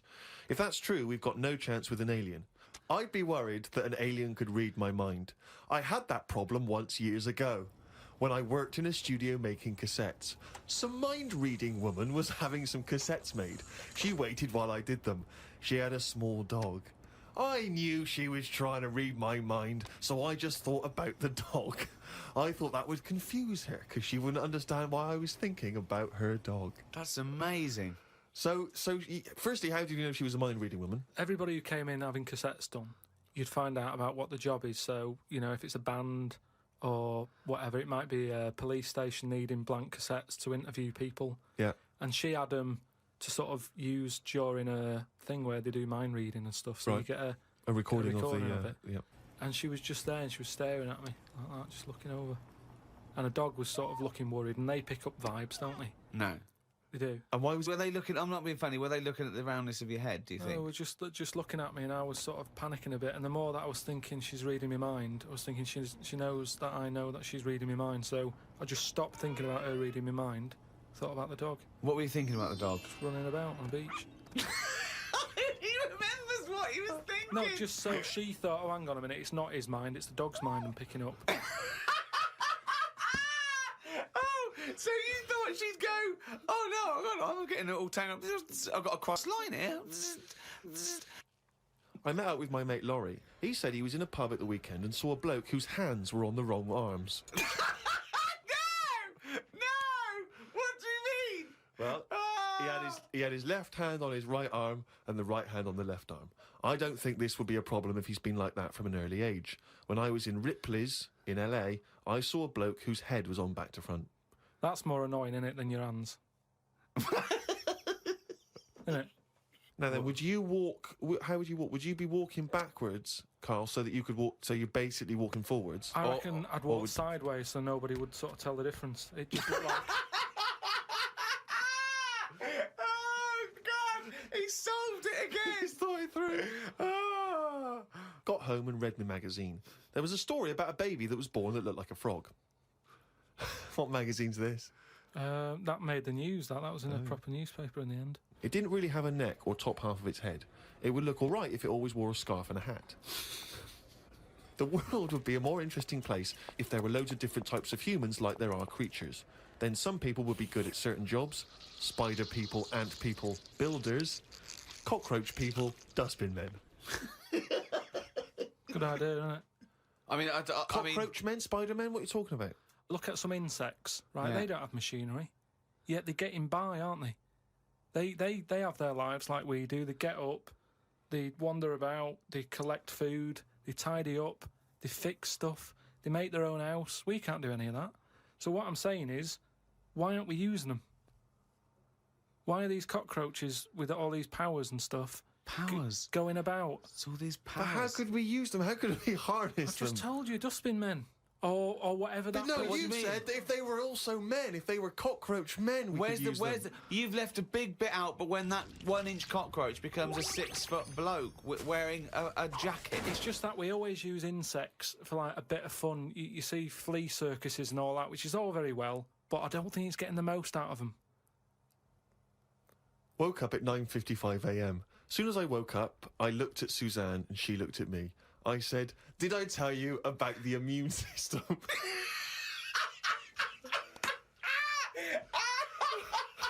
Suzanne started laughing. I said, "It's amazing." She said, "Not now." Oh God!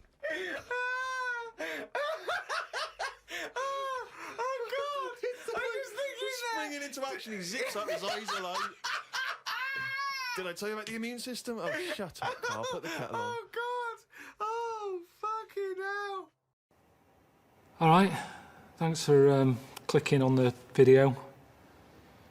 I get sick of doing these, if I'm honest with you. You're probably going, "What are you moaning for? All you've got to do is promote a DVD." But I hate it.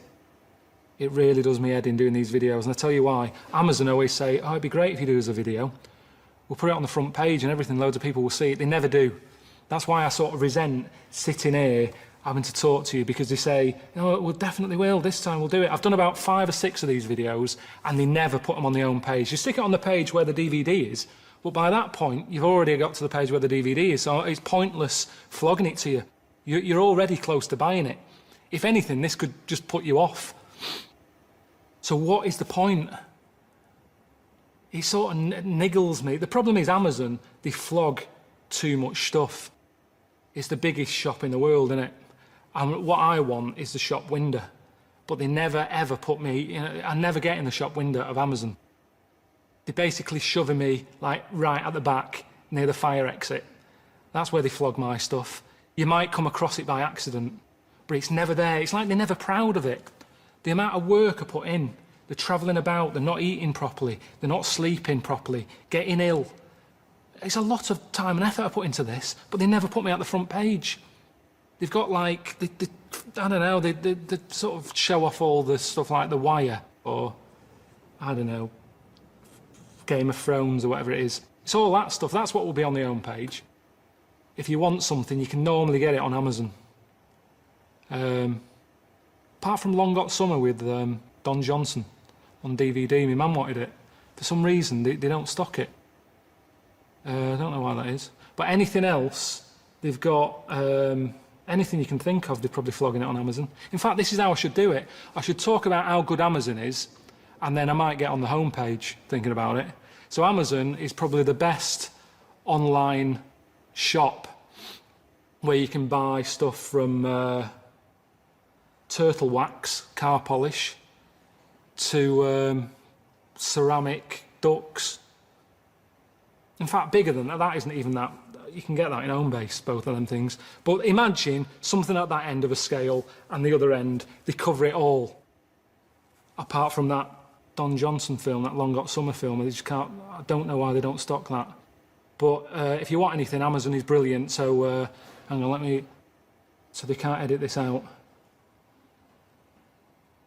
So for all the hottest titles in DVDs, The Wire, The Sopranos box set, and The Moaning of Life, that's out now on DVD. Click on it, buy it for yourself, buy it for someone else. Thank you. Oh, and here's a little taster of it if you haven't seen it. Karl Pilkington is back. He's travelling the world in search of answers to life's big questions. This cat's cross-eyed. I've never seen that before. This is the moaning of life. It's like, who's the mental one here? Is it me or everyone else? Out now on DVD and Blu-ray. I met a bloke on a conference once who sent a drawing to Blue Peter. It was their designer car of the future, and he sent them a drawing that was a car, and the only innovation was that you can have a shit while driving. And then he put shit goes down pipe, which becomes fuel. They must have looked at that and gone, what a maniac. I think that's a brilliant... I mean, I've driven a long way. I drove to Cornwall recently, and I would have loved... But I think he did it when he was about 9, and he must have thought, oh, I'm being driven to school. Oh, I need the toilet. Wouldn't it be good? But why hasn't that been done? What? Well, like Steve says, I've been in the same situation when you're driving and you go, oh, where's the service station? You see a sign saying 36 miles. So what would agony. So you suggest pull your trousers down and shit down in the seat that's a toilet? Yeah, what's wrong with that? Well, you got your nan in your back. She's got one as well. So you are going to Cornwall all shitting? Well, not all the time, but it's more useful to me than a lighter. So also, at what point do you wash your hands or wipe your arse? At what point does that occur? Oh, that's the end of the journey.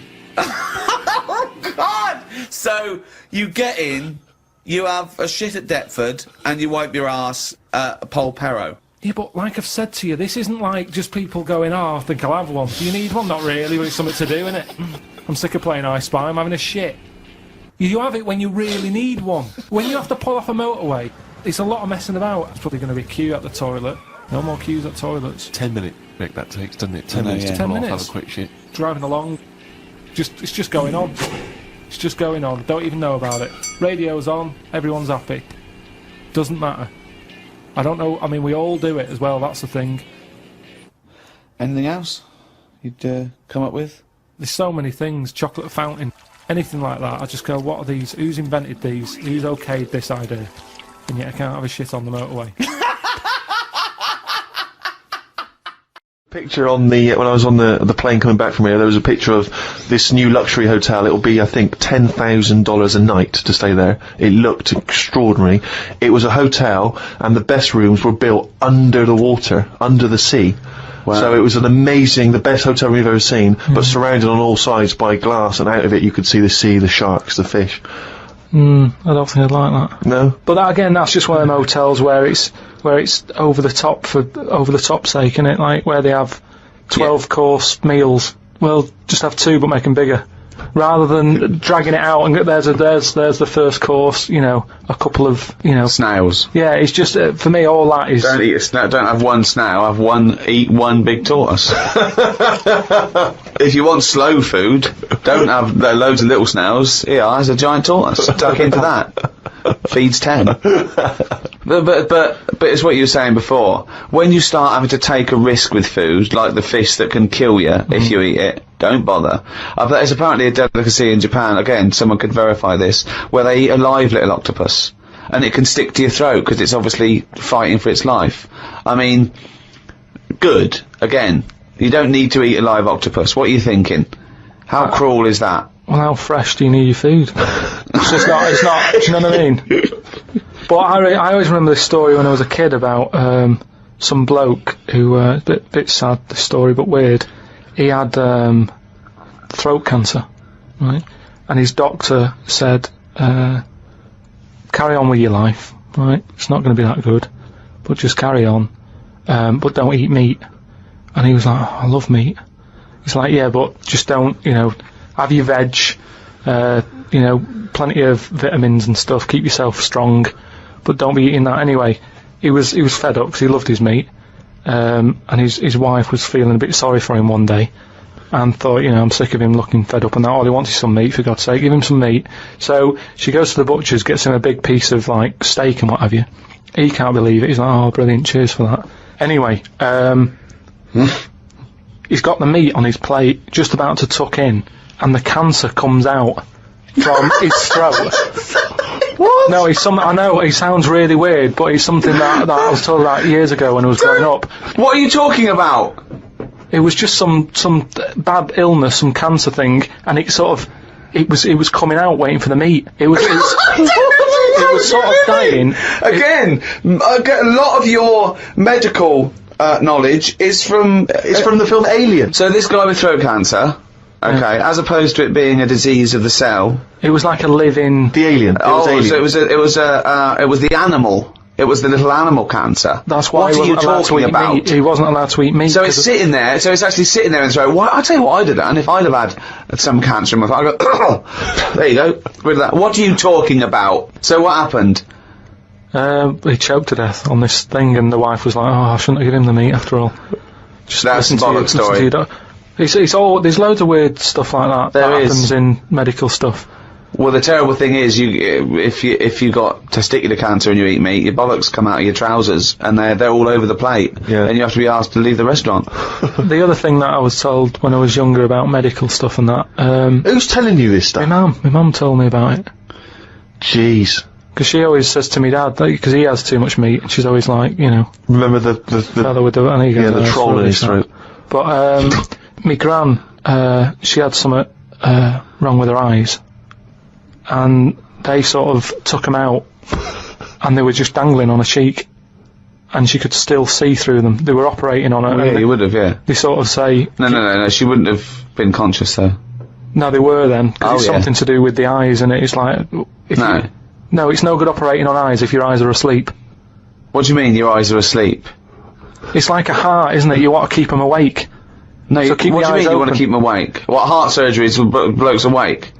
Stop talking shit all your life. What I mean is they don't stop the heart. They sort of... They don't stop your heart because it kills you. Yeah, I know. So what I mean is it's like the eyes. They wanted to make sure they were working, so the only way to do it is keep her awake. No, it's not, because you don't know whether they're working or not. You can't see what she sees. What do you think? You can plug something in and see what people are thinking. It was something like that. No, it wasn't something like that. Well, she could see. She said it was really weird. How, like, you know, you can see... She could see her knees.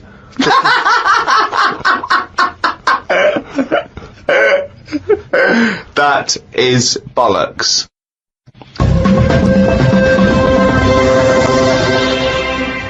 Oh, chimpanzee, that is only gone and written it down, the little... That's the jingle for Karl's diary, excerpts of which we read each week. Get straight into it. A band from the Conga have won the Best Newcomers in a Radio 3 competition. They use pots and pans for instruments. It says that the Conga is a poor, sad place. So why do people do that happy dance at the end of parties called the Conga? Right, one is the Congo. There's no place called the Conga.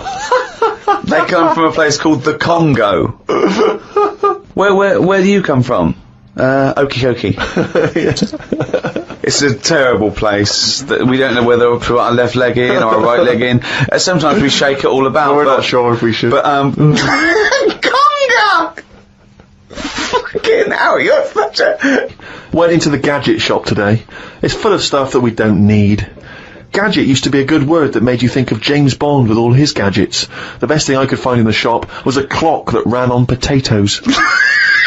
We are definitely going backwards. I agree. Well, who cares about that? You know, a little electrical impulse, so what? Had a night out with old schoolmate. Found out about more of the other lads I went to school with. One is living underground. What do you mean living underground? Not like a mole. Do you mean he's got a basement, or do you mean he digs a hole every night? My mate went to visit him and he said it had been raining really heavily and that, and it's all the rain's running in. What do you mean he went to visit him? He went down here. What's that? That's an hole in the ground. Yeah, come in. He just said, "Oh, come round, see us," and he's living underground. What do you mean he's living underground? He wanted to be in the army, but was turned away, and that's the closest thing you can sort of. How is that similar to living that's in the exactly army? like the army. Yeah, where they teach you trades and engineering and flying. He's happy down there. He said it was really muddy and what have you. He said he won't be going back to visit him. What's he got down there? Just stuff, just like a sleeping bag, a lamp. He's dug himself a subterranean cave. Near my old infant school, they knocked it down because it was like a wreck. You'd be in the class and you could lean on the wall. Yeah, and your hand would go through it and stuff. And they knocked it all down, and I think that's when he was at his most happy, this bloke. I believe this, though. I believe someone he went to school with now lives in a hole. That doesn't shock me. Whether the tales I've heard of horses in houses and big-headed kids with webbed hands and feet, and him, I believe that someone he went to school with now lives in a hole. That isn't bizarre to me. You spent far too long with him, if that, now you're just happy to accept. I totally accept that. I'd be surprised if I walked round where he lived that there weren't more people living in holes. His dad wanted to throw his budgie on the fire. True. His budgie died, his dad said, let's throw it on the fire. I mean, his mum, what did your mum do when your budgie died? She just was worried about the other bird that was left, so she made it a bit of company by getting a rock, getting a feather off the dead budgie, sticking it on the rock, putting it in the cage. So, a man living in a hole is not that bizarre. Right, carry on. I read me science magazine. Some things I learnt from the science magazine. Number 1, space is running out of space. We should stay out of the sea because shark attacks are up. Yeah, probably 4 a year now.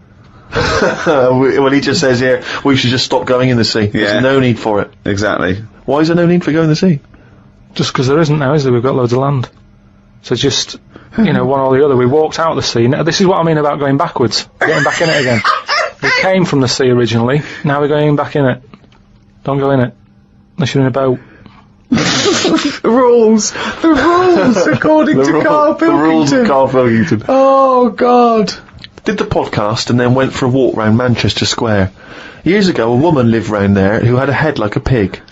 She was known as the Pig Woman of Manchester Square. That made me think if there were other pig-headed women knocking about London. Do you know what I mean? Why was she nicknamed that? Why not just the pig-headed woman? That suggests to me like there was loads of pig-headed women, and that's the one of Manchester Square. Right. Well, no, it was more to do with identifying her, not amongst other pig-headed women, but go, have you seen the pig woman of Manchester Square? I.e., go down there and see the pig woman, it's in Manchester Square. What happens if she's walked off from there, though, and you go, well, no, but I saw one on New Cavendish Street? No, she'll always come back if you rattle the feed. Watched a film about Hitler. Didn't watch all of it as it was subtitled. Can't be doing with that. Asked Suzanne if cinemas are full of deaf people when they're showing subtitled films. She said, shh, I'm trying to watch it. I said, what do you mean, shh? It's subtitled, I can make as much noise as I want. Yeah. She's a lucky, lucky woman. You must be a joy to watch a subtitled film. I mean, the concentration is up there already. I mean, it is hard to concentrate. It's not as easy as when you're hearing it, because, you read things, but, it's possible. If you had a buffoon going, I'm just going to sit here and make as much noise as I want, what's the point of that? Yeah. What is the point of that? I mean, it's possible, but why do that in a cinema? Just walk into a subtitled film and go, right, everybody, let's all do the conga. Well, yeah, or during ballet. Ballet, they're just dancing. You don't need to listen to the words, just have a conversation. We're having our bathroom done. The bathroom man was round at 9 this morning. We weren't allowed to use the shower because it all had to be bone dry before we could use his waterproof filler. Not that waterproof, then. Went for a brew with Ricky. We talked about monkeys and how they are closer to humans than they are to apes, and how bees will drink cider to get off their heads. Now and again there is a bee that lets the drinking get in the way of the work, and other bees sting it to death. Blimey. Yeah, well, there's bees. They love a drink, and they will drink pure alcohol. They drink 100%. They drink ethanol. I don't know why. They love getting off it, and they fall down and they're drunk, right? A bee can take in the equivalent of 20 litres of wine, right?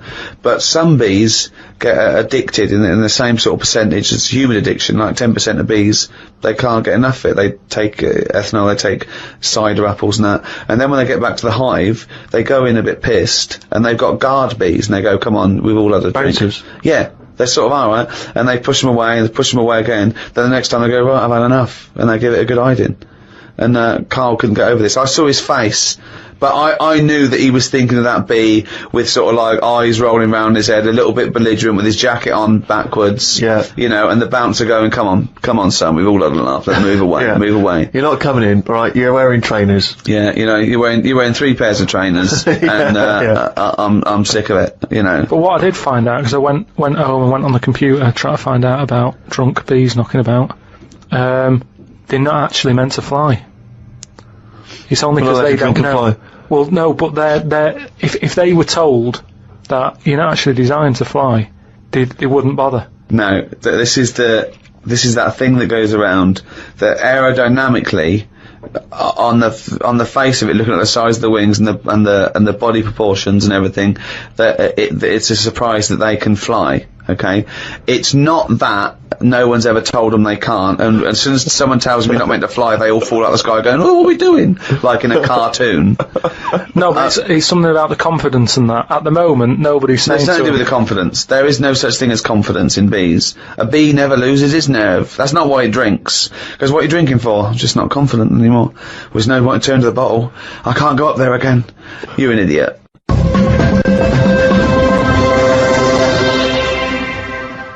Well, it's that time, isn't it? What? Rockbusters. Oh, yes, the time that no one looks forward to. Chimpanzee that, Rockbusters. Right, so, gave you 3 clues last week, 3 cryptic clues. Some initials of a band or an artist you emailed in.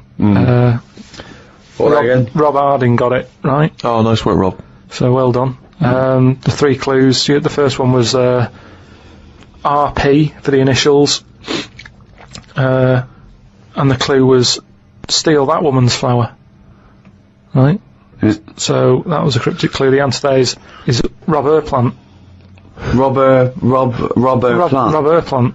I don't know who that is though. There's no artist called Robert Plant. That's like Robert Plant. Robert Plant.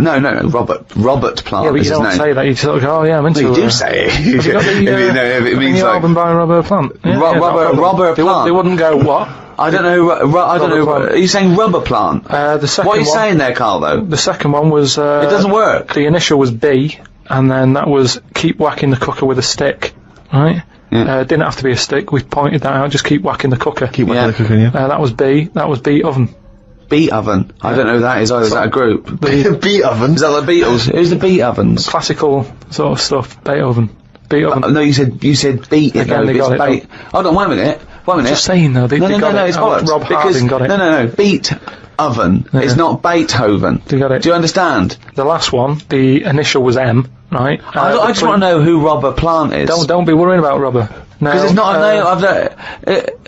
He's not the one in Led Zeppelin, is he? So M was the initial. The clue was Venice. It's all water, isn't it? How would you describe it? There's hardly any land, right? So canal. If there's hardly any land, right, it's more water. What sort of water would you get, right? Wet. And then what? Wetville. No, but just like water that in Venice. What sort of water is it? It's sort of muddy. Right? No, not muddy waters. No, but how would you describe Venice? What's the If there's more. But what's the initial again? M. If there's more muddy waters. If there's more sea than land, what would you say? Would you probably say there's sort of more of it is sea, isn't it? More is sea. More is sea. More is sea. More is sea. More is sea. So that's the answer. I don't know who that is. Who is that? Morrissey. More is sea. Morrissey. So well done to. That's the worst one you've ever done. Well it's ridiculous. That's the worst you've ever done. It's ridiculous. More is sea. Right. If they're that shit, don't do it anymore. So well done to Robert Harding. He's in London. Right, this week's there's another 3. Oh so, God, we haven't even come to this week's. I forgot. Fuck, this is the last time we do this. Monkey News back next week. Oh. No. Yeah, well, this is shit. This is pathetic. Really, it's making you look a bigger moron than you are. More is C. Robert Plant. They don't fucking work. Let's do Monkey News. They're getting them right though. It's a bit of fun, isn't it? Bit of shit. Right. The first one, the initials ND. right? ND, who is it? Sing songs and that, right? ND. The clue, that Jamaican fella doesn't want anything. So you've got to sort of imagine, oh, why is it a Jamaican fella? Yeah. Right? That Jamaican fella doesn't want anything. ND. Second one, the initial is E. I ask him to pass me the ball by using their head. Right? It's a band or an artist again. I ask him to pass me the ball by using their head. And the last one, TR, the initials, TR. He's got the woolly ones, but I've got the ones that run and charge at you. What I forgot? What? He's got the woolly ones, but I've got the ones that run and charge at you. So what I forgot? And what's the... TR for the initials, right? Email in podcast@rickygervais.com. We just pick a winner, sing you some stuff. That's Rockbusters. Right? Well, that's end of another half hour of... Could I just say this? Absolute drivel. Yeah, I mean, really more than ever. I mean... can I be honest with you now, Rick? I'm embarrassed to put my name to this week's show because of the amount of twaddle that has been spoken. It's my name on it, which is the embarrassing, but, you know, let's take the village idiot that is Karl Pilkington. It's his fault, because I realised not only has he got an head like an orange, he's got a fucking IQ of an orange. So it's goodbye from me. I'm not saying my name. Goodbye from Steve Merchant. Why are you mentioning my name? Don't mention my name. But mostly, goodbye from Karl Pilkington. Mainly his fault.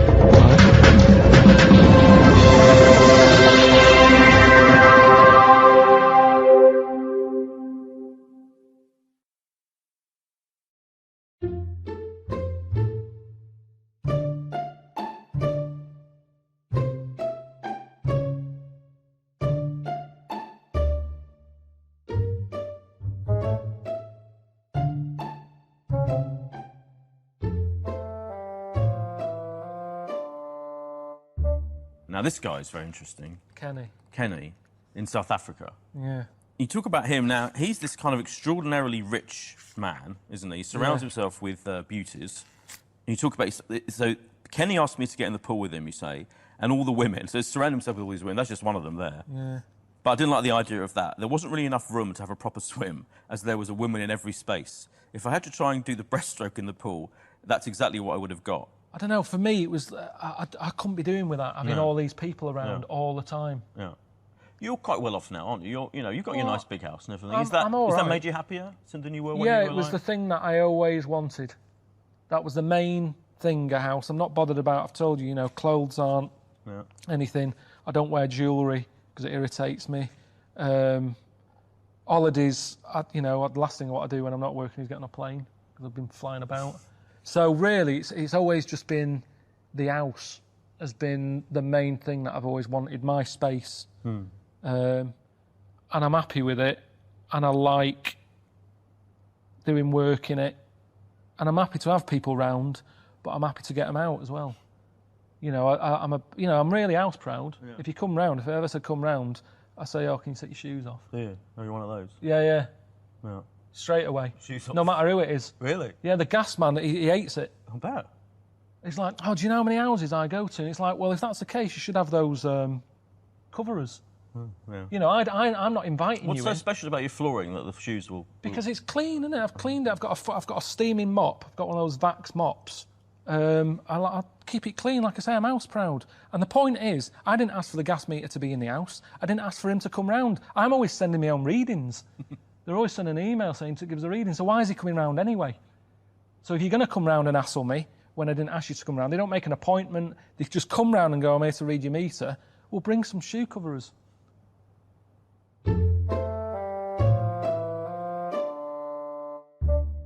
Because whilst I was in Japan, I did I had a sperm test. Have you ever done that? No, thank God. I went into... No, it's all right. I mean, it's quite... Yeah. It's good.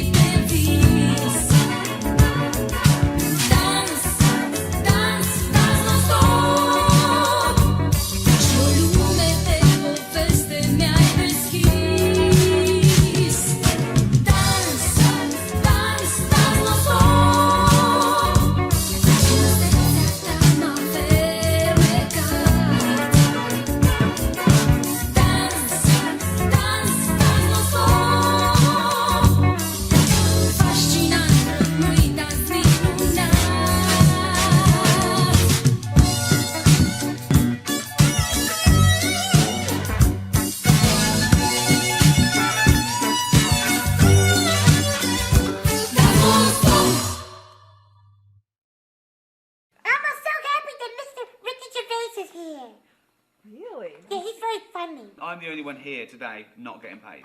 Let me state that straight away. It's a charity. We don't make profit. All right, yeah. Tell the cameraman they're not getting paid. Let's see what they do. Let's see the grip go. Yeah, I'll give up my wages. It wouldn't happen, would it? It wouldn't happen.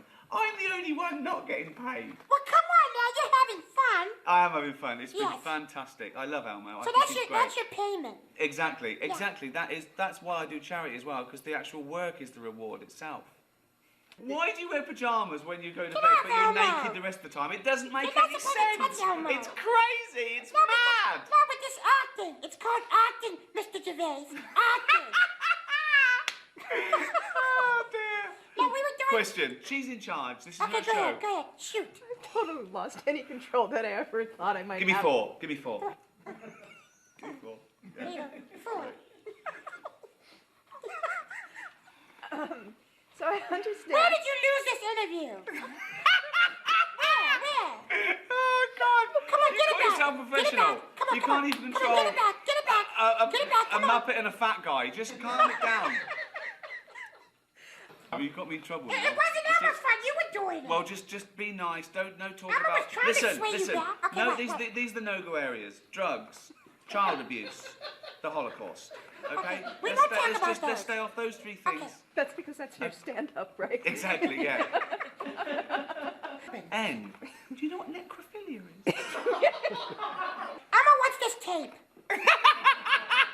So do I. Set your pig is free. Set your pig is free. Set your pig is free.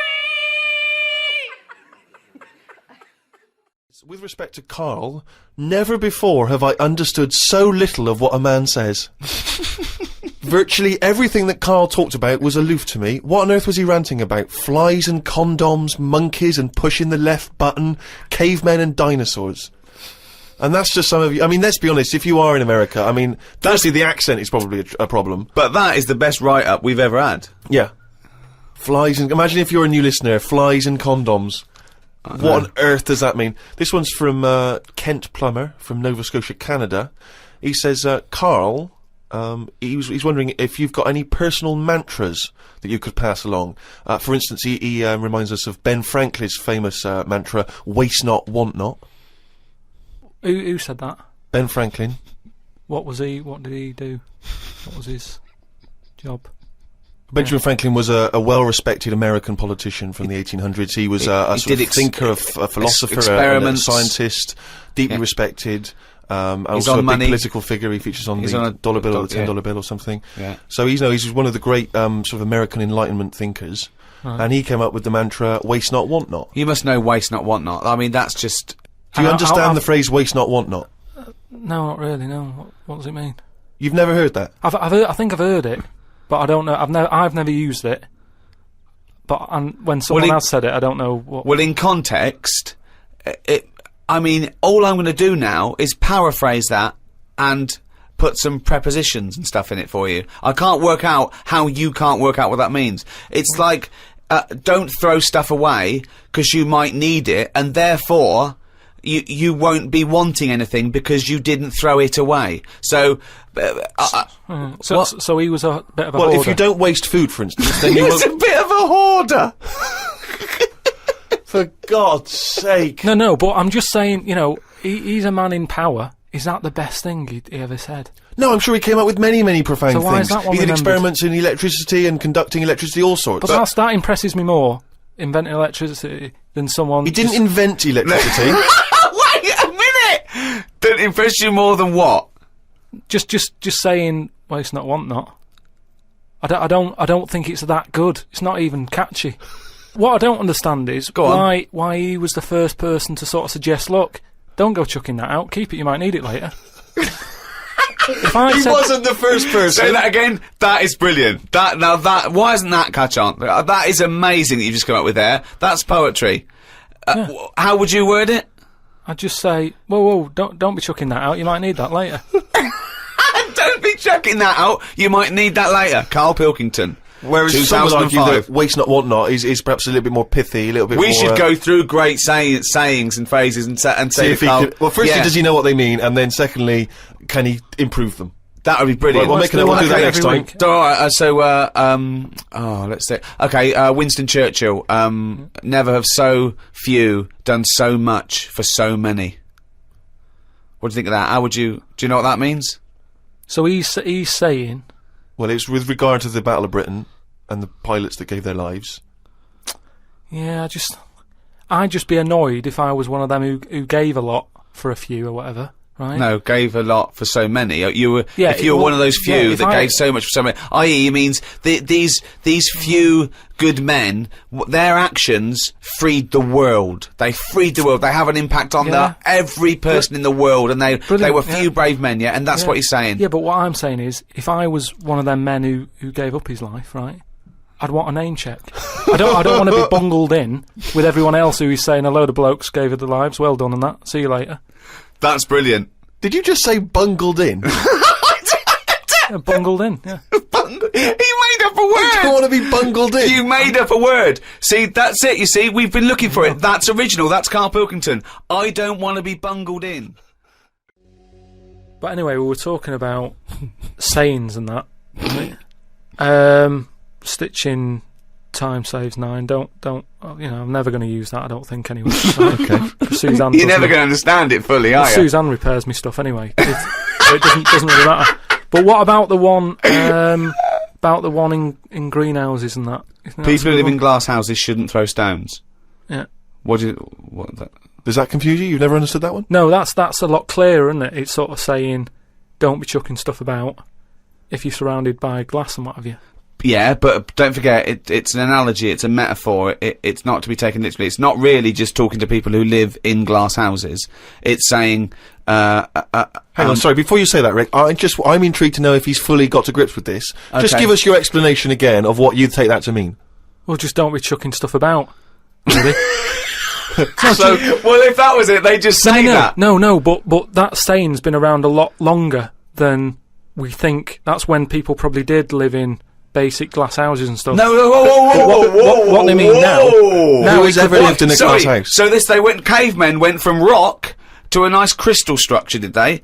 What are you talking about? When did people live in glass houses? What they mean now, when that saying's used now, they mean sort of, plasma tellies, ornaments. No, they don't. They're saying don't chuck stuff about because you'll break it. No, it's not about damaging your own property. They don't mean you're inside the glass house throwing rocks inside your own glass house. It's a metaphor. It means don't be having a go at people if you yourself have got more to lose. Do you know what I mean? It means it could be anything. Don't start a war where you could come off bad as well. It's about how fragile your situation is. If you live in a glass house, metaphorically, don't throw stones at someone else, because when he throws it back at you, your house is more easily damaged than his. Again, metaphorically. It doesn't mean that if you're living in a glass house or in a house with other precious objects, you don't, in your own home, throw bricks about. Because that would be a very specific audience that I was trying to reach, that phrase. I mean, let's be honest, what kind of a mental Do you know case? what? I think we've got the crux to this, right? I think I can answer. Right. Karl, what is an analogy? It's sort of like a little story told quickly. Isn't it? It's a little story told quickly. To what end? Well, it depends what the story is. Okay. Depends. Give me an analogy. Well, for me, I thought of one with the greenhouse. Yeah. Right? It's a greenhouse. Before it was just a glass house. Yeah. All right, then a glass house. Okay. Right. What I mean is that glass house is metaphorical.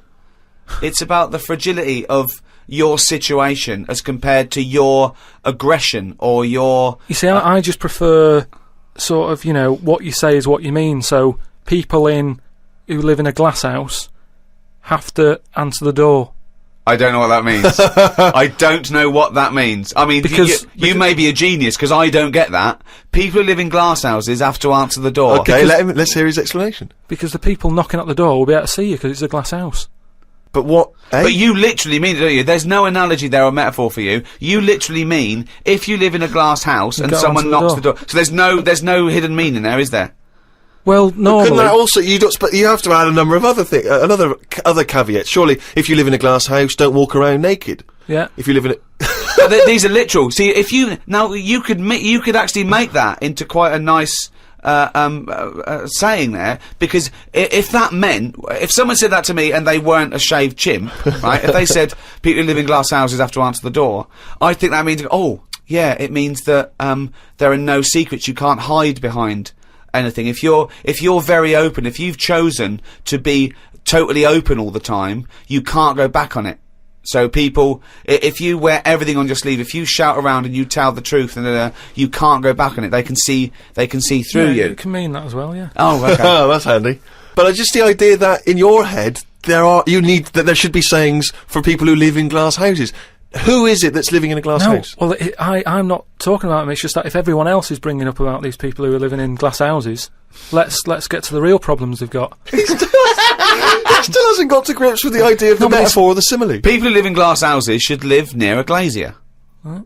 Well, here's another saying, right, that I learnt recently from a mate, right?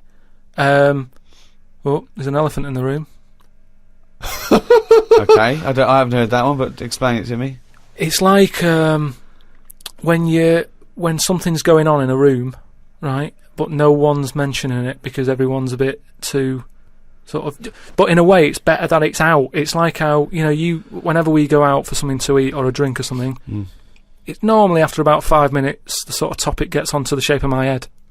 Yeah. Well, Right. I can't resist the shape of your head. Right, so you're happy It's talking not just about the it. shape, though, is it? It's the state of it as No, but well. what outside and in. I mean, it's a fascinating little objet d'art, his head. But what I'm it's perfectly round. It's got no hair where it should have. And it's hollow. The features are slightly too small for the face. Yeah, unbelievable. No, but what I'm saying is, it's interesting how, like, I'm the elephant in the room, right? Nobody's talking about it. You mention it once, suddenly it's the talk of the town. It's what I mean. Everybody starts joining in, going, well, yeah, it is round, but it does suit you. And these are people who I don't even know sometimes, and they're all dipping in. And that is an elephant in a room. So you don't want people to discuss the shape of your head or the lack of hair? You would feel better. You would feel happier that they didn't mention that. Sometimes I think it's better that it's out there. It's made me a stronger person, though. It's the same way, we were talking about religion and that. Samson Delilah, he got weaker without hair. Whereas with me, I think it's made me stronger. Because, it's almost like it's treated like a disability. Everybody's sort of mentioning it and talking about it. What's it like having a bald head? And, you know what I mean? So it's made me stronger. But would you ever wear a wig? Not really. What was a long wig like Samson? Well, the only time I wanted a wig was when I did jury duty once, wasn't it? And it was annoying that I was sat on the jury, right in front of, like, these criminals, right? Everybody else has got disguises. The judges have them wigs on, right? That's not disguises! It is a disguise. That's a disguise. That's why judges wear them, right? No! Well, then what if they print their name in the paper and have a picture of... What do you mean it's a disguise? Well, it's a disguise, isn't it? No! If it was a disguise, they'd go in with one of those glasses with a nose and the beard attached if it was a disguise. All judges would look like Groucho Marx if it was a disguise. Well, I'm just saying that's what annoyed me when I was sat there on the front row, right? I couldn't have been any closer to the criminals, right? I was sat there and I thought, why didn't I just pop a little wig on or a pair of glasses? I'd love to have seen you in the front row at Crown Court. No, because I'd love to see it because in this country you're not allowed to show pictures of jurors. You can't take photos in a courtroom, so there's always these sketch artists that draw drawings, and it's on the news. The idea that we'd have seen 11 people and a sort of Krusty the Clown figure would have been amazing. Yeah, I would love to see the artist do an interview, because it would be like complicated people. Oh, hey, he looks into characterful, and then just a little round head. Charlie Brown. Charlie Brown sitting on the end. Again, I can't remember which show this was that we were discussing this, but we talked about well-known phrases and quotes from the past. We talked about Benjamin Franklin. People have... this is an email we've had saying, Karl, what do you take by the well-known saying, a stitch in time saves 9? A stitch in time saves 9. Oh, a stitch in time saves 9. Yeah. See, it's another one that I don't think I've picked up on a lot of these sayings that are being sort of thrown about willy-nilly. Willy-nilly? Willy-nilly. Okay. Willy-nilly. No, but I again, it's one of them like last week. I've heard of it, but what does willy-nilly mean? Just sort of like throwing it about all over the place. What do you mean? But what someone said, what does the term willy-nilly mean? It just sort of means, carefree. That's right, yeah. Okay, but what does a stitch in time save 9 So you understood willy-nilly, so you used a phrase. Yeah, but it sounds nice, you used it, you said it willy-nilly, but you sort of got the gist of it. So what does a stitch in time saves 9 mean? I don't know. What do you mean you don't know? Think about it. A stitch in time saves 9. Is it to do with sewing? Well, yeah, sort of. So it's not that clear. So if you got a jacket, yeah, and the seam starts coming undone, oh, there's a little bit of seam. I'll leave it. Oh, it's getting worse and worse. Soon your sleeve falls off. So you just need 1 stitch there. That'll do it. If you do it now, later you'll need 9 stitches. And that, of course, is an analogy to other things. If you leave something that needs attention or repair, it'll get worse. So do it now. Do it in time. Yeah, but they could have said a tile in time saves 9 on your roof. They just used a sewing analogy.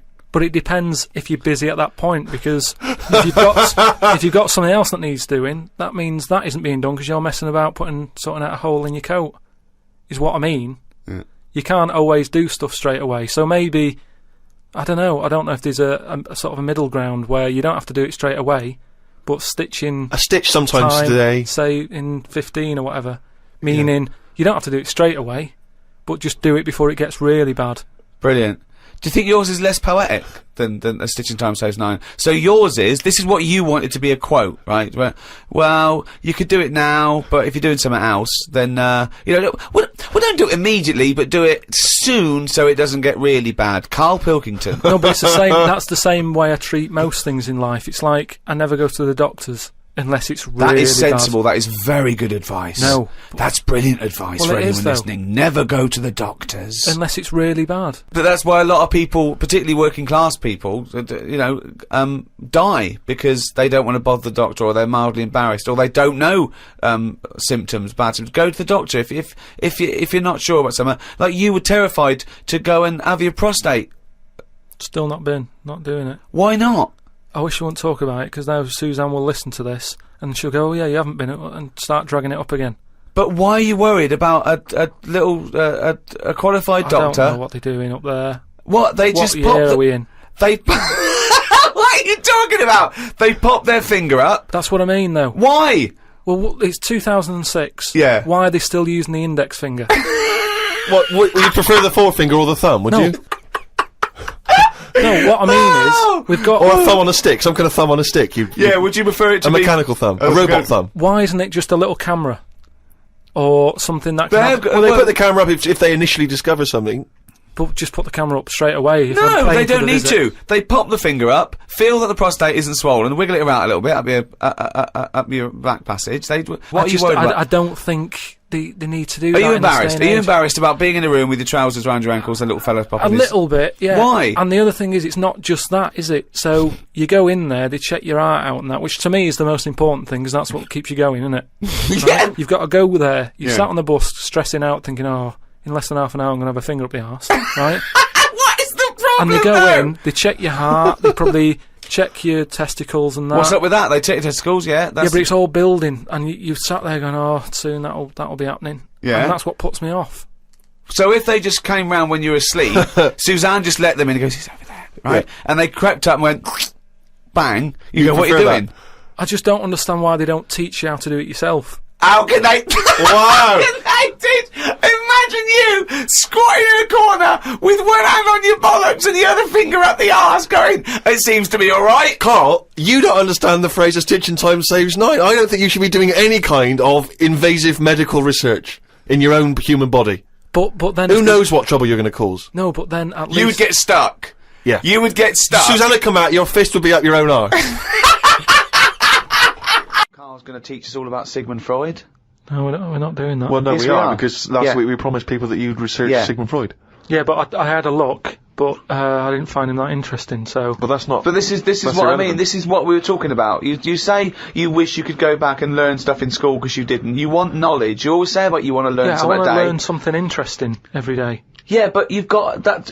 I had a look at the website. It just go- SigmundFreud.com. Yeah, he started that. I just didn't had a he? look. I just did a search on like famous quotes from philosophers. Quotes, brilliant. That'll get you everything you need. A quote. Well, That's I don't need to know his history. That sums I up just- a man's life work. A quote. No, but that's what you're remembered for, isn't it? Churchill will go on the beaches and all that. Sigmund didn't really have any sort of Catchphrases is what yeah, you mean. yeah, things that you hear. Yeah, sound bites. Yeah. He wasn't good with the press. Brilliant. So you haven't bothered to learn about him. well, You didn't even pick up a book. I wouldn't know where to start. Do you feel like you're thinking in your head? Sometimes, like then I was. But I don't know if I am, because it's got a mind of its own, hasn't it? Did look at some of the things that he'd said, and the Do one it now. Do it now. Right, what have you learnt about Freud? Okay, here we go. This is Carl Educates Ricky and Steve. Number 1, Sigmund Freud. Carl, tell us what you learnt about Sigmund Freud. Right. All I remember was that he said a baby. You look at a little baby having some milk from its mum's breast, right? It looks well happy. It has enough. It's full up. It goes to sleep. It's got a smile on its face, right? He said that's what happens when you're older as well. That's all I remember from all the things that he was saying on his thing. He just said it's weird how, like, it's like... Now, to be fair, Rick, that is obviously in translation. Yeah, I know. From the original, so I don't want you. No, I'm not having a go at criticising Freud. it, you know. I mean, Freud has been discredited on some issues, and we've moved on with experimental psychology and But that's what the have you. one that was interesting. I don't quite follow. So, what do you take from that? Explain that to us in layman's terms. I don't know. Well, that's pointless. Without application, knowledge is pointless. But it's not knowledge, is it? He's just saying drink milk all your life. It's good for you. Calcium. No, he's not saying drink milk all your life. What is this? Is this an advert he's doing He now? also came up with go to work on an egg. Yeah. Oh, Christ Almighty. But like I said, I wasn't that impressed by his work. So unbelievable. Carl is allowed to vote. I know. He's allowed to cast a vote That's in this country. It doesn't make sense. Yeah, I wish I hadn't. I've only done it once, and look what happened. I got called up for jury duty.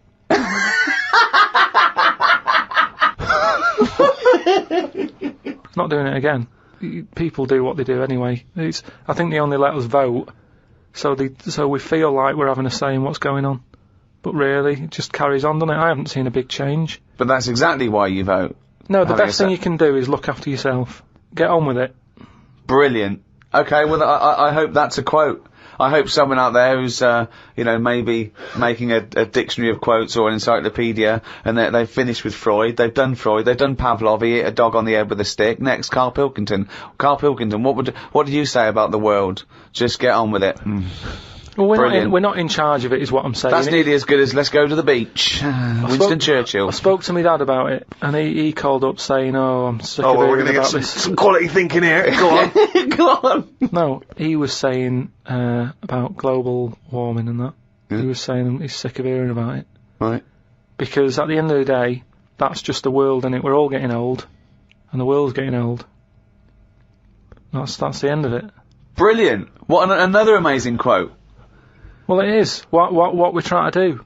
This is what I'm saying about we don't like people to get old. We're always saying, oh, we can change that face, we can lift your chin up, we can put a wig on you. And Why are you so annoyed about people wanting to live a little bit longer? Because enough's enough, is what I'm saying. The world's the same. It's just getting old, and you know, it used to have more green on it, but now it's gone a bit bald, so it hasn't got as much green. It's got more soil. Treat the world like a head. That's an amazing quote. Treat the world like a head. You've actually come up with one there. I thought of another phrase you could just sitting here talking to you. Flogging a dead horse. Yeah. What do you think that means? Flogging a dead horse. A number of people are still amazed by your complete lack of understanding some of these famous sayings and phrases. So that's an easy one. Yeah, that's like you know, get a new horse or No, he hasn't got it. No one's going to buy it. No, it doesn't mean that sort of flogging. When you're hitting it. Yeah. Right. So what's the point in hitting it? So it's dead anyway, so don't bother hitting it. It's absolutely, not feeling it's pointless. anymore. It's a way. It just means it's a waste of time. Yeah, but it depends what that horse has done to you. No, it doesn't. No, it does. It's that thing, innit, of like if a bear attacked you and you managed to hit it on the head and it went down, you'd go and you'd be annoyed. You'd still have built-up aggression. You'd give it an extra clout.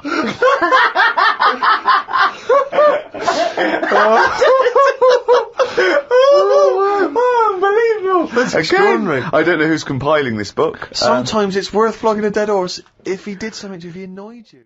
The world's oldest tortoise, a 250-year-old tortoise, died last week. Yeah. Did it? Yeah, in a zoo in India. 250 years old. So would that have had that thing that they say about how you get a flashback of your life? You mean your life flashes before your eyes? Yeah, they say, don't they? Just like on your last breath or whatever.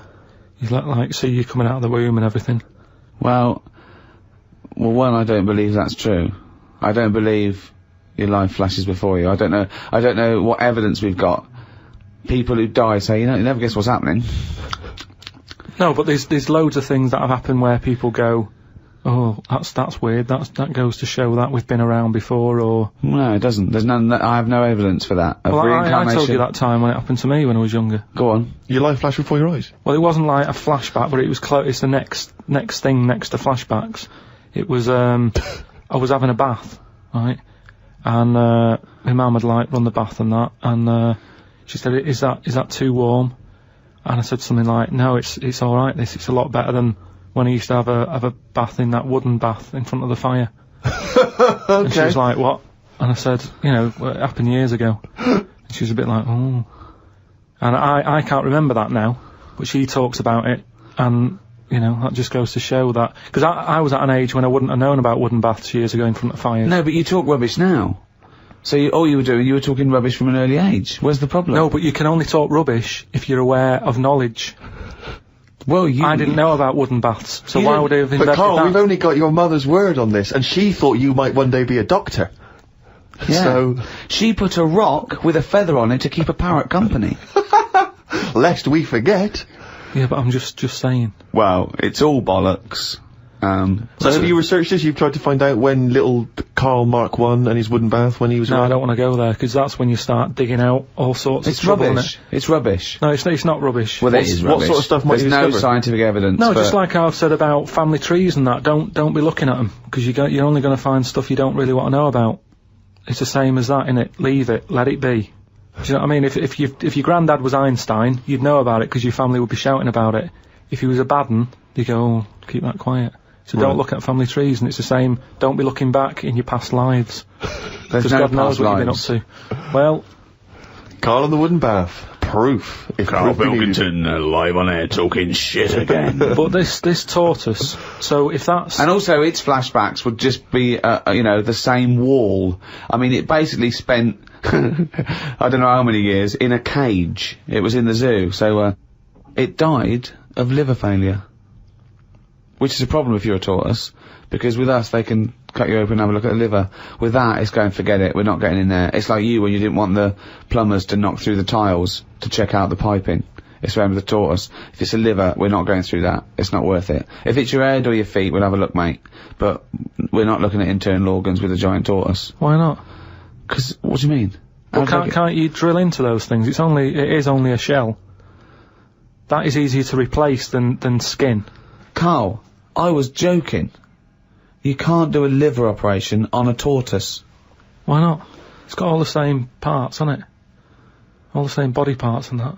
Well, I think that's the point. Well, not really, but yeah, it's but loosely better speaking. ones in a way, because they live longer. So they're doing something right, aren't they? If they can live 250 odd years, our art can't do that. Which is what I say about our tortoise has got it right in a way, that it's taking its time on everything. We're rushing about, getting stressed out. That's just, you know, getting on with it. It's not rushing. It eats healthy, doesn't it? It eats lettuce and stuff. Yeah. So that's probably doing it right, but to be honest, it's too much. I wouldn't want to live 250 years. Just eating lettuce. Let's not forget that all a tortoise does is eat lettuce. It's not like it's jet skiing weekends and then getting its lettuce on a Monday. That's all it does, is eat lettuce. Yeah. And that appeals to you, does it? No, I'm just saying that it must be doing something right, though. Of course it's doing something right. Because it's living 250 years. But all animals do something right, however long they live. Mayflies live a day, but they're doing something right. Well, they're not, are they? They haven't got a chance to learn how to do it right, and then they're dead. It's, you know, that's from one extreme to another, isn't it? That just seems a bit mental to me, that living a day. I wouldn't bother, so forget it. Could you be bothered? You don't, just as you get to know someone. Yeah, another mayfly. Yeah, but I'm just saying, if we had that, if that's how we lived our lives, you wouldn't have a chance to make a mark or anything, would you? It's just... Would you try and pack a lot in that day? Disneyland, whatever? No, I prefer to make it miserable, so I don't miss it, if you know what I mean.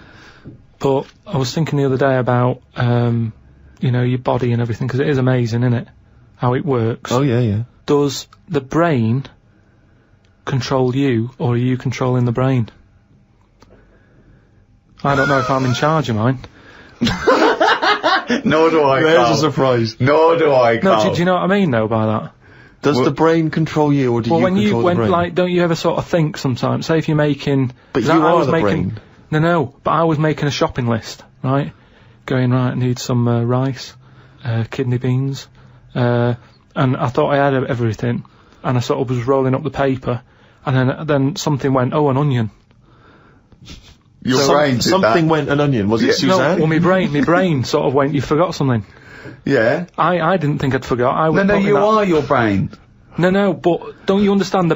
My brain was I was in control of my brain when I was writing down rice and kidney beans. But you're not in charge of the onion. That's another part of the brain that's in charge of the onion. The onion sector. Yeah. No, but I put the paper away, putting my coat on, ready to go and get the rice. Yes, but your onion lobe kicked in. What, so you put the paper in your pocket, you got the coat on, then you just suddenly hear Then from it nowhere, was just like, onion. Yeah, I'm not even thinking about that shopping list. It's in my pocket. I'm thinking, do I need my gloves? It's cold out. Yeah. Suddenly, onion, and it was like, oh yeah, onion. Yeah, I had to get the paper out. So what I'm saying is, who's in charge? The brain, the mind, the brain is the... What are you doing? Who's in charge? That's just, you forgot the onion and then you remembered the onion. You must have forgotten things in the past. No, but not like that. Not where, like, it just made me think, that was weird. Who reminded me of that? You did. Yeah, but I'm not... No, you are your brain. It's not like there's you, then there's a brain, then there's an extra one looking down at it, the meta brain, the thing above it. No, but your brain... How does your brain work? You give it information, don't you? Well, it takes... Do you mean you give it information? Well, It's doing it, if isn't I it? sat in a room with nothing, not feeding it anything, he wouldn't know anything. No, but there's this thing that there's two yous. It's this thing that there's this, Carl and Carl's brain. Yeah, there's not a duality in this. If you go, come on, now think. That's the brain saying that to itself. It's not, there's not two people in there having an argument coming, come on, brain. And the brain's going, oh, don't you start, I was thinking then. And the other thing's going, brain, onion. And the brain goes, Carl, onion. You are your brain. If you are anything, you are your mind, your brain, your collection of memories, your personality. You're not what you look like. Does that answer your question, Carl? What do you think then? You were thinking of a tortoise on a skateboard then when I did that last sentence, weren't you? Went home and looked up Freud on the internet. Didn't find him that interesting, so looked at some other philosophers instead. Socrates, Aristotle. Why have you just listed some philosophers? Just to show that I'm learning. Well, that's not learning. That's just learning their names. That's a list. You might as well write 1 to 100. Yeah, but if someone says, oh, what's your favourite philosopher? I'll go, hang on a minute, and I've got them written down. But why you can't just Wait a pick minute, one? I'll go home, get my enormous diary out. Yeah, get a wheelbarrow, bring in my workings, and say one of the names I've written down. And when they say, well, why do you like him? Yeah, why do you like, just run away. Well, I noticed you put, Socrates first. Why is he your favourite philosopher? You throw the diary at them and leg it.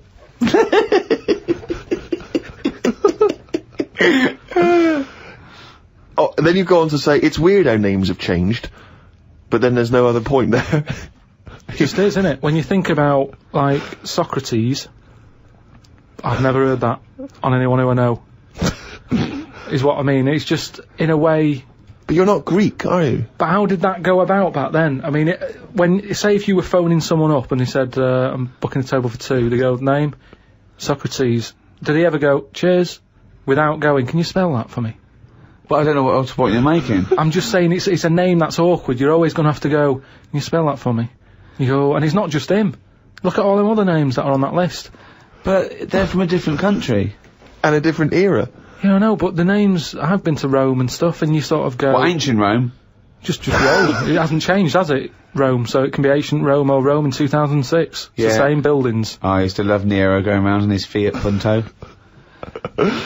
Lao Tzu from years ago came up with some good stuff. 1, he who knows does not speak. He who speaks does not know. Not entirely true. To lead people, walk behind them. Yeah. And of course, the journey of 1,000 miles begins with 1 step. Yeah, did that. Just favourites. Maybe this is why people are at the start line spectating at the Commonwealth Games. Well, no, it's just that I've never understood why in Olympics and stuff like that, if you're going to watch, don't stand around the start line, go to the end, where you see the winner. But because of that saying, it actually makes sense, doesn't it? It's like, well, every step starts with a step, or whatever. Say again? Every race, you know, you've got to start with a step. Yeah. So, which is, who am I talking to now, you or your brain? Well, I was thinking about it a bit, so I think I was in control of it a bit more. So, and what have you come up with? Just, if you want to stay at the start line, do. What does that mean? I'm just saying, if you're into I wouldn't watch a race, right? Okay. Is this you or your brain I'm talking to now? This is me. Okay. I wouldn't watch... Are you gonna bring the brain into it, or is it, there's no... I don't know, let's just see what happens. Okay. But all I'm saying is... Right. If I was to watch a race... Yeah. I wouldn't hang about the start line, because... Well, you just said you would. What, did I? Yeah, you said that's the place to start, because every race starts with a step. No, but I wouldn't normally. Right, I wouldn't watch any race. The brain definitely hasn't been used yet. No, is this you or your brain you're talking about now? I'm just saying about me, if I was on holiday... Yeah. And Suzanne said there's a race going on down the road... Yeah. I'd go, well, let's go, keep going down the road and stand at the finish line. Okay, but now what have you thought? According to Lazoo, yeah. I'd say, well, hang on a minute, every race starts with a single step. Yeah. How many people are around the start line? Is there more room there? She goes, yeah. I'll go, let's go there then, it's less busy. Right, and what would you see there then? I'd see people starting the race, but I wouldn't be that impressed with them, because I'd go, well, I don't know if any of these are any good. So would you start at the start or the end then? If it was down to me, I'd just probably stay at the finish line. Okay, so you wouldn't want to see the first step then? So what do you think of Lazoo now then? It's not what, but I wrote down 3 of his. That one isn't my favourite. That was the 3rd. I preferred the leading people from behind. Okay, and what would you do to lead someone now then? Well, if you're behind, you don't have to take responsibility, do you? You can go, well, I didn't send you here, you went there. That's not really leading them, though, is it? Yeah, because I've made them think. I've gone, they go, oh, I've just walked into a big hole. I'd go, oh, should have been looking where you're going. I haven't led them in that hole, but they've learnt a lesson, they won't go in a hole again. That was one of the greatest conversations I've ever been a part of. I mean, that was incredible. Never mind Aristotle and Socrates. That was incredible, that. If someone's out there, could they make a transcript of that? Because I think that, you know, in 1,000 years' time, that'd be amazing. That was incredible, Karl. And not once was the brain used. You know, like the monkeys peeling potatoes. Right. That's never happened. They go and put nuts in the salt water to salt the nut. Whatever. How does that get to peeling potatoes? Because in your head, they were working in a canteen. Making chips. Yeah, definitely, yeah. It doesn't matter what the food is, I'm just saying how they know how to sort of prepare I that love food. the fact that you don't care what the fact is. When you're discussing facts, that's all that matters. Otherwise, on Mastermind, they just go, who wrote Much Ado About Nothing? Dickens? Yeah, close enough, whatever, someone did. The fact is what matters. Yeah, but with that question, that's got a straightforward answer. What I'm telling you is the way that animals work. If it's a potato or a nut, it's a foodage.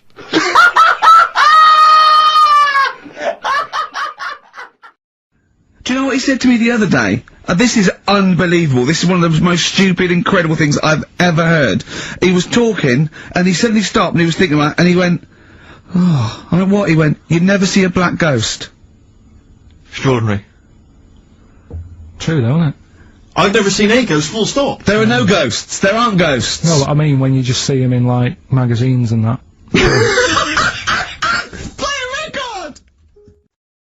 This is a bit of a bigger issue. We're always making more and more stuff, right, in the world. You know, big buildings, big planes, big boats and that.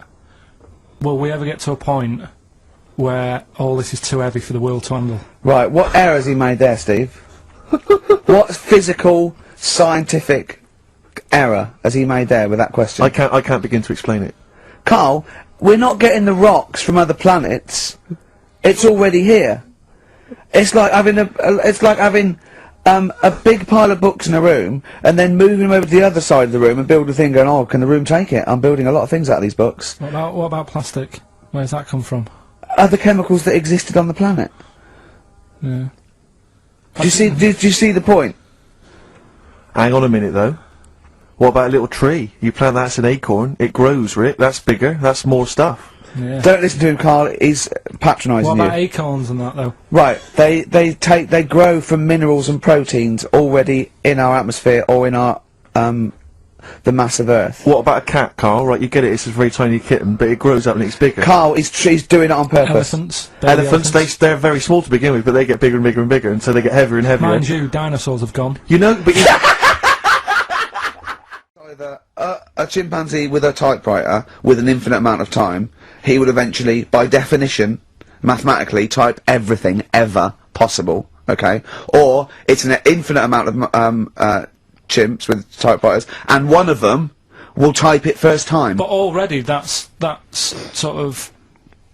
That's not right. You either need to have What do one you mean? monkey. What? You mean let's hear his employment point. laws? What do you mean it's not right? Let's hear him out. Please. If it's one monkey... Yeah.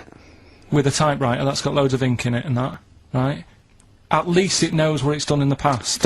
It's not... Keep going! Crime. If you've got a load of monkeys, it's like if you have too many, what's that saying about too many chefs? Too many chimps spoil the soup.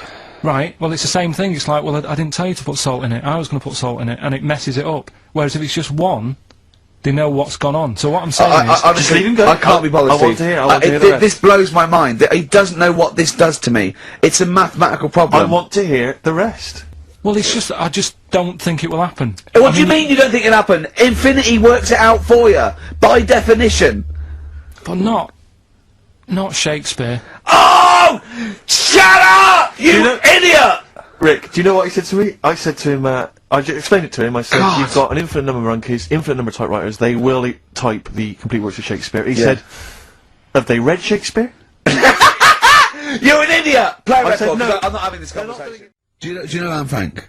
That's all I know about Anne is there's no point pretending it. Anne! That I know stuff. Yeah. Right, Well, tell us everything you know about Anne Frank. she was in a cupboard. Yeah, what else? If she didn't do that, I wouldn't know about her, seriously. That's all I know about her. Yeah. So what did she do? But how do you think we know about we know about her cupboard because of her book, don't we? But hang on, what in the bigger scheme of things, why was she in a cupboard? I don't know. Right. I honestly don't know. You don't know anything else about Anne Frank beyond the fact that, to quote you, she was in a cupboard. Well, what's she done then? You tell me, why should I know more about her? Firstly, I don't think she was in a cupboard. She wasn't in a cupboard. She was in an attic. Alright. Yeah. So what was she doing? She was hiding from the Nazis. She was hiding from the Nazis. But isn't that the first place they'd look? Sort of... work from the top down. Carl, they weren't specifically looking for Anne Frank. They weren't going, where is she? Where's Franker? If she gets that book out, we are in the deep shit. We've got to stop the book. Imagine, oh God. Just imagine if he was in charge. We did put him in charge of the country. Terrifying. Wouldn't that be amazing? Let him run the country. Just for a week. Or the mayor. What would you do if you were the president or the Lord Mayor of London or the Prime Minister Carl? I wouldn't do it like he's going to be offered it. It's a hypothetical question, Carl. No, but Suzanne was, alright, my missus, if you're a new listener. You keep her, sure. Yeah, help her. She was watching the news, trying to follow some heavy stuff. And I'm like, The weather? What? Do you know what I mean? I just was like bored and I was reading about that mouse that had an ear on its back and stuff like that. So she said, will you take notice of this? She'll be, you know what Ricky and Steve are like. They try to teach you stuff and you don't even want to learn. So to try and get me interested in it, she was like saying, what would you do if you're president and stuff? Yeah. And I can't be doing with any of it. What did you come up with? You must what would have. your slogan be? What did you come up with? Did you come up with anything? I had a little, the design of it, right? I said I'd have like red and blue, to sort of, do you know what I mean? Both sort of major sides into one. Taking the best out of well, both. that's broken the back of it. That's a pretty good manifesto so far. Anything else? What's on the second page? I had like, KP looks after me. That would be the badges, would it? Yeah. That's good. I'm a KP nut. Yeah. KP looks after me. Yeah, brilliant. That's about as far as I went with it. What would you do? What about, policies, transport, crime, just law and order? Yeah, what would you do, how would you deal with crime? What would your initial approach be? Would you introduce guns? Should police carry guns? Nah. No. Yeah. Would I have to worry about that? Okay. No, good point. Good point. No, what I'm saying is, though, I mean, Tony Blair isn't sorting everything out, is he? No, but he has a say in most things. Does he? Well, go on then. What are the problems at the moment that need sorting out? Well, generally, what's the best way to combat? Would you bolster up the prison system? Would you introduce more community service? Would you go harsher for say I don't know drugs? Would you go harsher or less harsh? There's pros and cons to both, isn't it? Because of course you can't see to condone it, but some people, you don't want to go through the court system and cost taxpayers thousands of pounds of money for someone, I don't know, the difference between smoking a spliff and dealing crack. Do you know what I mean? You have to all these things. Have I lost you? Yeah, I'd just think about it for a bit. Do you know what I mean? Brilliant. You'd think about it for a bit. Yeah. Probably ask Suzanne. Do you know what I mean? This is amazing. Get her help on it. Yeah. What about the foreign situation? Would you have supported Bush in his war on terrorism? You're aware of this war that we had recently? Yeah. Sure. I mean, if I was new, though, couldn't I just say, look, new slate, do you know what I mean? Let's start again. Yeah, right. of course you can. I'm in charge now, let's see if we can sort this out. What would you do then? Then see what happens. Brilliant. Suck it and see. Brilliant. Brilliant. This is excellent. Now, this is not really your jurisdiction. This is not really your area, but I imagine you'd have some powerful friends who might have a say in it. Go on. Yeah. What would you do about single-sex marriages?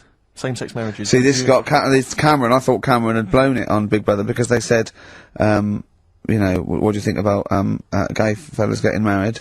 And he went, no, in the Bible it says, you know, a man and a woman. And I thought, oh, he's put off a lot of. Yeah. I don't think many Christians tune into Big Brother, but we know the gays love it. Yeah. They love Big Brother, don't they? The gays. Yeah, so interesting. But so, what would your take be on that? Same-sex marriages. And then what? Having a kid? Well, just let's start off with, you know. That's all right, isn't it? Do you know what I mean? Just let them get on with it. It's Sure. not affecting anyone else. Sure. Yeah. Sure. Right? But it starts getting tricky. Right. When you get a kid. Okay. Go on. Why? Well, it's just tricky, innit? Do you know what I mean? Well, yeah, you could be right. I'm not giving any. I mean, you know, we're not. There's no right or wrong It's answer. alright if you were in, like, if you lived in the jungle, right, with no one else, Yeah. right, and you just had these two fellas, right, Yeah. looking after you, but because you got no one else looking in on that, saying, "Oh, you're a bit weird, aren't you?" Do you know what I mean? But Right. as soon as you come So, to... why have they got married? Do you think that gay people turned to a bloke because they couldn't get a woman? If there's two fellas go away and they're in the jungle, they go, we're definitely not going to find a woman here. We might as well bum. That's not how homosexuality starts. People don't. It makes you wonder. No, it does make you wonder. Gays don't go, well, I'll tell you what, I haven't seen a woman I fancy yet. I'll try a bit of knob. No. But what I'm saying is, right, if you're brought up in like a little jungle, right? Yeah. How are you brought up? Someone just puts you there. I don't know what this I can't be bothered, scenario. Steve. I can't be bothered. Go running on, the mate. I'm country. listening. I'm fascinated. I can't be bothered running the country. Like, I'm too much trouble for you. KP takes care of me. Alright, fair enough. What I'm saying is, right, if you're brought up in a jungle, Right. right, What do you mean brought up? Just let him finish. What does he mean You brought understand up, what he though? means, like Tarzan. You've got to tell me what you mean by brought up. Wolves, chimps. What? Right, well, there's a good example of what I'm saying to you. Right. Right, what I'm saying is, there's a fella, right, he's brought up in the jungle. Shut up, just let him finish. Let him finish! There's no women about, he doesn't know about women, he doesn't understand what women are. Right. Right? But another fella walks in the scene. Yeah. And he gets pally with him. What does he talk about? Then they've both got needs. This scenario is ridiculous. How has he lived? Or do you know what's his reference points? I can't be bothered with this. Honestly, Saturday should be, you know, day off and that, not worrying me about problems. So, there we go. Karl as president. He's still confused, aren't you, Karl? Just a little bit, sort of amazed. Yeah. By the body. Yeah. You're in awe of it, aren't you? Just the way... I'm amazed how two people can buy a baby on the internet for £3,000 and not realise it's a chimp till it goes to school. No, but seriously, what we're, talking about there during Elbow and Fallen Angel, we were talking about that I think... Yeah. If you're locked up, well, not locked up in a room, you've got a normal life, except there's no women in it. Yeah. Right? But how would that happen? What would his point of reference be? How would you bring Right, up hang a on a minute, person can I just ask and you something, totally... though? Go on. How can infinite monkeys and a typewriter... Right, again, I've told it before, right? That is not... You don't actually have to test that model. It's basically a model for that explains the nature of infinity. Okay? Yeah, but... I've told you before. It works because of the definition of infinity. There's nowhere in the world you'll ever be able to get an infinite amount of monkeys and typewriters to But anyway, all I'm saying is, I think if you don't know about women, would you crave for a woman, even though you don't know they're around? when you hit sort of puberty, your hormones will kick in and you'd start getting urges. But for what? If you don't know about it? You don't have to know about it. You don't, if you grew up and you started feeling hunger, you wouldn't go, I wonder what that is. You'd go, get me a sandwich, I'm starving. It's different though, it's different.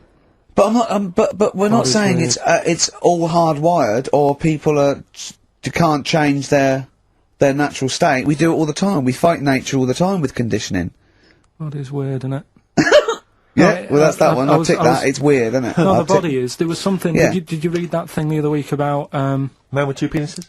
No, we don't need that. We don't need that. Lawyer who got in office realised he was actually an orangutan and they just shaved him and put a suit on him from Hugo Boss. And the funny thing is, he won the case and the judge said, well, don't send him back to jungle. Let him set off on his own. Budget, wibble and podge. You'd make the best judge in the world. No, there was a fella. Here's a banana. Hang on. Here's something I've learnt, remember? Go on. Back to, like, show 4 or whatever. Go on. What is it? 4? The flea can jump over the London Eye? No!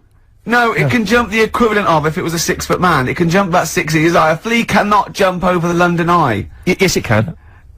Yeah, it can. And tell your kids that. Carl. Oh, remember? Oh, a flea can jump over the London Eye, and an ant can lift 3 Volvos. It's a slightly truncated show, isn't it, today, Carl? We've got I don't monkeys like we it. trust. I don't like change, and that's what's happened. I'm not You don't, do you? You're like Rain Man. Yeah. He really is like Rain Man.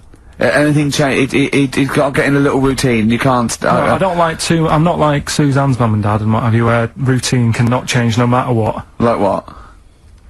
Well, we've talked about it where, you know, if it's a Tuesday, I'm having sausage, egg and chips no matter where I am. That's what they're like. Right. That's what they'll remember, actually. When I'm saying about stuff about Live 8 and all that, you know, people will remember. If people said to a dad, you know, you remember Live 8? Okay, what day was it on? Tuesday. Well, I had sausage, egg and chips. Nothing changes. But the thing is, today, normally we have a bit of a, you know, I know what we're doing where and all that, and it's all sort of messed up. We don't usually know what we're doing where. We say, what should we do next? No, You go, what? but I know, like, Rockbusters has been done early. Right. So that's normally done at That's about really 5 throwing you. I minutes. say, I just don't. I don't like all this change and that. It's messing about, isn't it? Rain Man. If you get, I mean, I think I read that like a big chunk of ice fell off one of the ice. What do you call them? Caps. Ice caps. Something like that. I think they said it's the size of the Empire State Building or something. Right. It snapped off and went into the water, and it's melted. And they said, oh, it's bad news, you know, that something that size is melting. But the way I look at it, if something that size falls into the water, it's like a big ice cube, and it's gonna freeze it up again. You with me? Not really, Carl. Go on. Right, you get a giant ice cube, Yeah. the size of the Empire State Building, Yeah. stick it in the water, Yeah. it's gonna make, it's gonna stick back on again, isn't it? Well, It's no, gonna stick back only on if it again. freezes up again. Yeah, well, mean it will it's gonna freeze up, the Well, it water's gonna won't, get cold again, because you've just put a giant ice cube in the water. So when you put an ice cube in a drink, the drink doesn't freeze, does it? No, the because ice it's not melts. like, if you put one the size of an Empire State Building in your glass of Jack Daniels, it's gonna make it freezing. It's not going in a glass of Jack Daniels, it's going in the ocean. I know, but you see, I'm using my fables, imagine a world. Use your brain instead. What is your favourite word? Don't think I've got a favourite, because you only use them when you need to, don't you? I don't just go about saying the same word.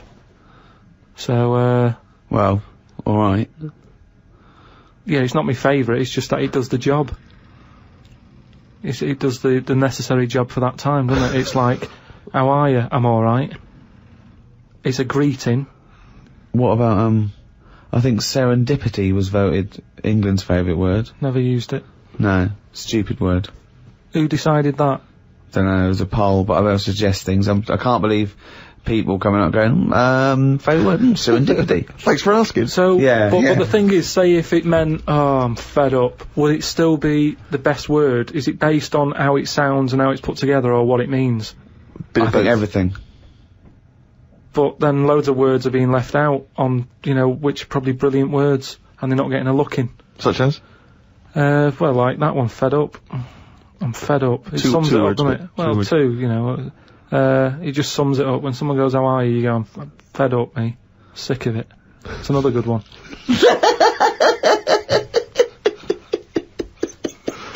Oh, we're getting somewhere. Come on, some of your other favourites, right? I've had enough. It's just all stuff. These aren't words, they're phrases. They're all negative, they're all whinging. These aren't words. What's your favourite thing? My favourite thing to do is moan. Yeah. That would be well, it's not one word, it's loads of words. Fed up, sick of it. That's enough. Jeez. Whinge should be your favourite word. Yeah. Whinge is a good word. I like NGEs. Lozenge, whinge, flange. Yeah. What is your least favourite word? It might be serendipity.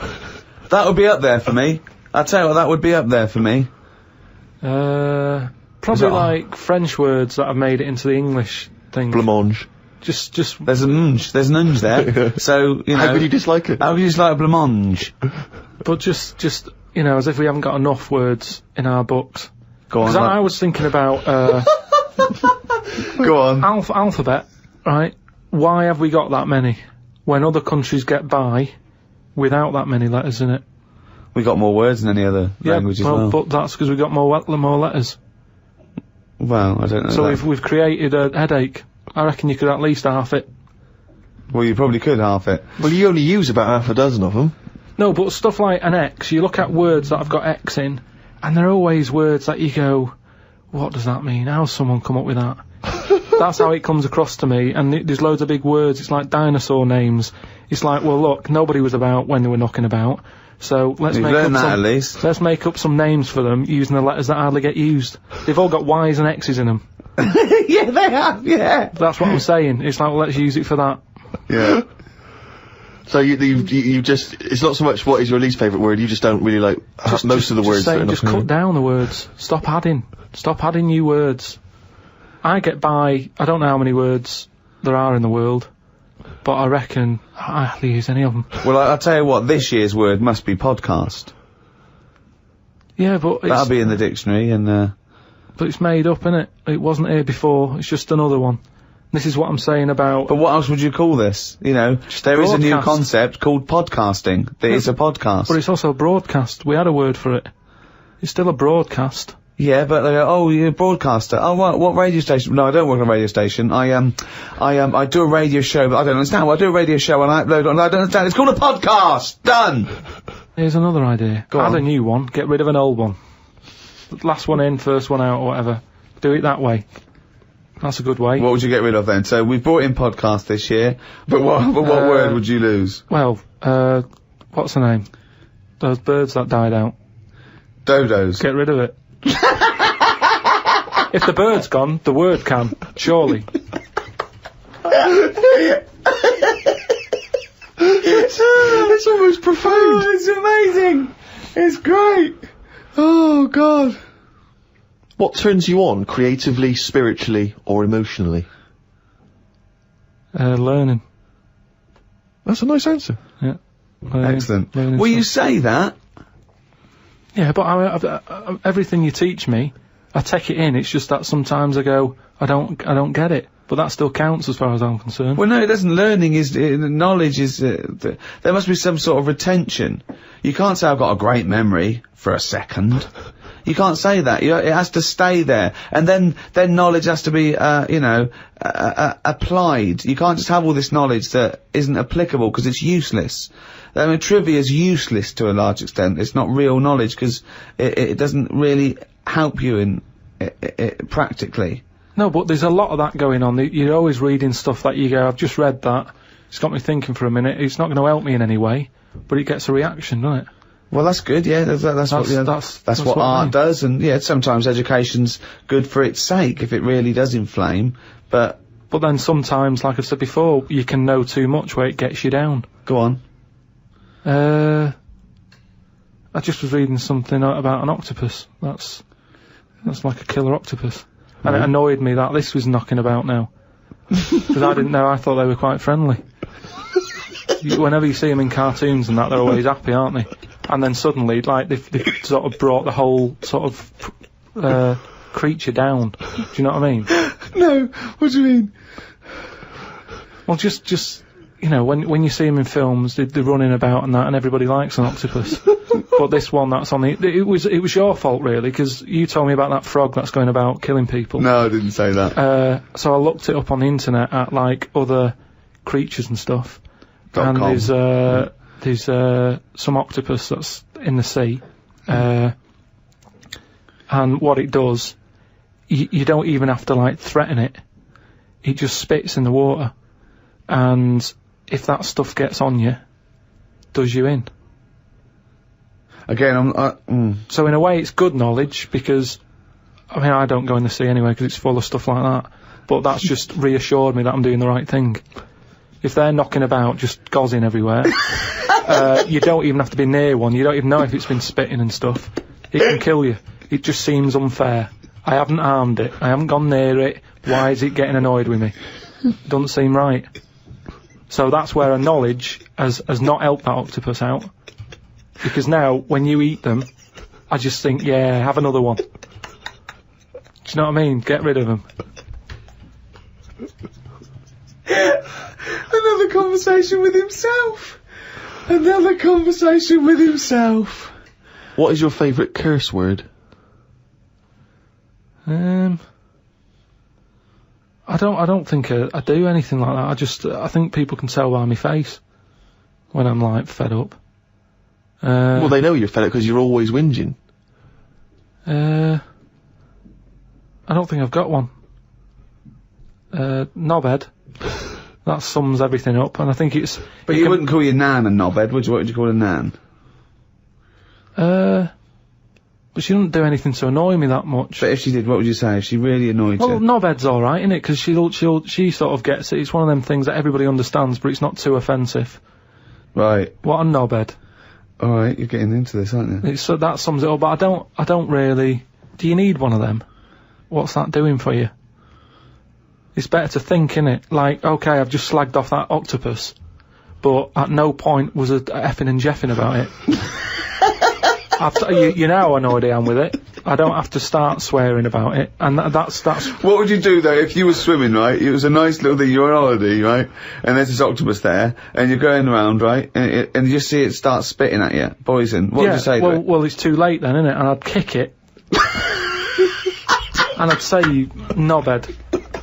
I would, but what's the point? What's the point in getting annoyed now? Because it's done its stuff, hasn't it? He's kicking and calling it knobhead under the water. What is this octopus thinking? Oh God! Oh, okay, you fucking eight-legged shit. I'm not bothered. I don't know what you're saying. Fucking cunt of a mollusk. I'll just spit at you again. It's not bothered. You slimy little fucking boneless wanker. This is why the face. Are you still talking to the octopus? When are the exams? June? Something like that, yeah. We're trying to register next week, and I reckon you can get an A or B.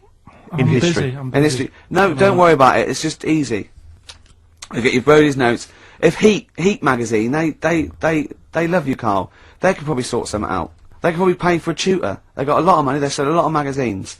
I mean, it is always, almost always, and you found that out, I discovered this, it's always the Tudors and Stuarts. There's no fear for that, they're not coming up. Now, what do you already know about them? You must already know stuff about Henry VIII and Elizabeth. No, because it's too long ago to even get interested in. Do you know what I mean? You can't. Is that why you didn't? Okay. The Anderson thing, it was like, God, you know, I bet my mum and dad were in an Anderson shelter. You know, this is interesting. What, when they... Oh, my granddad would have, like, had something to do with this. But the Tudors, it's like, I don't know even if they had a family back then. It's got... the problem with the moon is... Here's a statement. The problem with the moon is... ... Yeah. The problem with the Earth is there's too much water. Yeah. No, the moon... It's been around ages, hasn't it? Yeah. But it's got no history. It's got nothing to show for it. Just a load of old rocks and stuff. Yeah. And for me, history is created by stuff happening on it. So really, the moon, even though it's old, in a way it's new. Because it's untouched and that. But we don't go to the moon to visit museums or arcades. No, but say like Henry VIII, right? You watch Antiques Roadshow or whatever, and some woman goes, "Oh, this plate you've got, this was Henry VIII's." And as you can see the knife marks on it. Oh look, there's some chicken on it, right? And you go, oh God, yeah, that's amazing. Then someone goes in and goes, here's a plate of Henry VIII's, but it hasn't been used, it's still in the box. You'd go, well, it's not as good, that. It's got no history. No, because very often on the Antiques Roadshow, they have Henry VIII's plate with a bit of chicken on it. They kept that. Don't throw that away. Why? Arthur Negus are like that in a few hundred years' time. No, but do you understand what I'm saying? Things are only good if stuff's happened on it. The moon, you're up there, you're having a look, you're going, no one else has even been here. But you go to the moon for research purposes, for scientific research. There, Steve. What do you mean there's nothing there? They're examining the soil and the environment and the air. It's just a long way to go. Well, they're not doing that, are they? They're just not doing that. Well, they're not, are they? Because last time they went up, they were playing golf or something. There's golf balls up there that they've been whacking about. What sort of research is that? That's what I'm saying. There's nothing up there, so why else would you go all that way and go, oh, nothing here. Fancy a knockabout? Why are they knocking golf balls about if there's really important stuff to look at? You don't see people in museums going, fancy having a knock some golf balls about? No, I'm looking at this vase. Oh, right, that's interesting. But on the moon, nothing. Nothing to look at. What other games have you brought? That's what I mean. And then we went and had a look at the volcanoes and that. They've got 36 of them to look at. How many did you look at before you realised that pretty much, you've seen one volcano, you've seen them all? Probably about 6 or 7. Really? Yeah. And then when you got to the 8th, you thought, no, I know what this is going to be, Suzanne. This is going to be like a mountain with a hole in the top. Yeah. Really? But it happened years ago as well. It's like, just keep a couple, fill the rest in, tidy it up. Fill the rest in! Yeah, no, well, getting some builders. No, seriously though. Okay, 4 million tons of concrete, please. They're an absolute death trap. Yeah, what do you mean fill them in? Do you know what a volcano is? Just a hole, isn't it? That's happened. Well, it's more than the hole. It's more a portal to the magma in the centre of the Earth. Back in 1730 it happened, and they still haven't sorted it out. Well, when you say it happened, volcanoes were made a lot longer ago than 1730. No, but the one that did Lanzarote in. Right. Sort it out. What do you suggest? How can they fill it in? It's joined. It's all joined. No, but what I'm saying is, the big plates of the Earth are all joined. All the magma's joined. With the Trade Centre thing, that happened. They cleaned it up, sorted it out, they've moved on. That's what I'm saying. Whereas Lanzarote have just gone, leave it. It happened back in 1730. You misunderstand me. How, in the name of God, can you fill in a volcano? You ignorant twit. No, but it's not just the holes. They've actually left the lava everywhere. That's what I mean. It's not just the big holes. There's lava everywhere. But it's molten rock. They can't just pick it up like they're like a carpet. Put it in the holes. The holes are there ready. Just push it all in. Anyway, listen. Rob's question is this, Carl, and it's specifically to you. Carl, if you could have a superpower, like Superman, what would your superpower be? Can I suggest consciousness? Yeah. Can I have the power of thought? Remember, you've already got opposable thumbs. So cross that one off the list. Oh, go on, Carl. There are so many to choose from. Telepathy, X-ray vision... Flight, invisibility... Choose it wisely. Strength, intelligence... But why have I been picked? Oh, for God's sake! No, but I'm just saying... It's Rob's question for you. But I'd just say, does anyone else want this? Or... do you know what I mean? Oh, no, what do you wish you could do that's impossible is the question, what? What do you mean? Because with that comes a responsibility. With enormous power does come great responsibility. So, would you like Spidey senses? Is that what you're saying? Would you like some senses? Would you like some sense? The power of sense? Come on, Carl, you know what these superheroes, because they can... I know, but freeze things. They're never happy, are they? Do you know what I mean? Spider-Man wanted to tell that girl that he could climb walls and that. He's like, I can't. Superman never told Lewis and that. Who's Lewis? Who's Lewis? Who's Lewis? Yeah. It's just a pen pal of Superman's. Lewis! His little secret chum! Yeah! Alright, Superman. Hello, Lewis. What are you doing? Superman. Who are you? I can't tell you, Lewis. Brilliant. You know, Hulk. He wasn't happy. So... But you're being allowed to choose the superpower. You don't have to get it forced upon you like the Hulk. Hulk, he wasn't happy! It's true, he's got a theme. He has got a theme. There's not many happy superheroes, are there? Leaving aside the superheroes you're already aware of, what superpower would you want? You don't have to fight crime with it, Carl. Everyone around the world now is thinking, what can Carl choose? Let's deliver it to him now, Carl. Think about it and give us the answer, please. Let me just remind you of some of the other things. Invisibility. All the time, though, or can I sort of turn that on and off? Let's say you could turn it on and off. Would that interest you? Yeah. I'll have that. Right. Okay, and what would you do with this power of invisibility? Just sort of wander about and just not get seen. It's a brilliant power! It's a brilliant... And it's put to such brilliant use! It's brilliant! Well done! And why would you want to walk around and not be seen in that? What would you gain from that? Don't know, you could sort of go in shops when they shut, so you don't have to go. How would you get in? Just get in just before they lock up. Oh yeah! How would you get out? Wait till the morning. Brilliant. So hang on. So that's your use of invisibility. They found the power of invisibility. You want to sneak into... Never mind. No, hang on. You want to sneak into HMV, right? Wait for 12 hours and then buy something. I love it. Just so that you don't have to be in there with other people. Do you know what? I don't want it. I don't want a power. Why not? Because I just don't think it'll do me any good.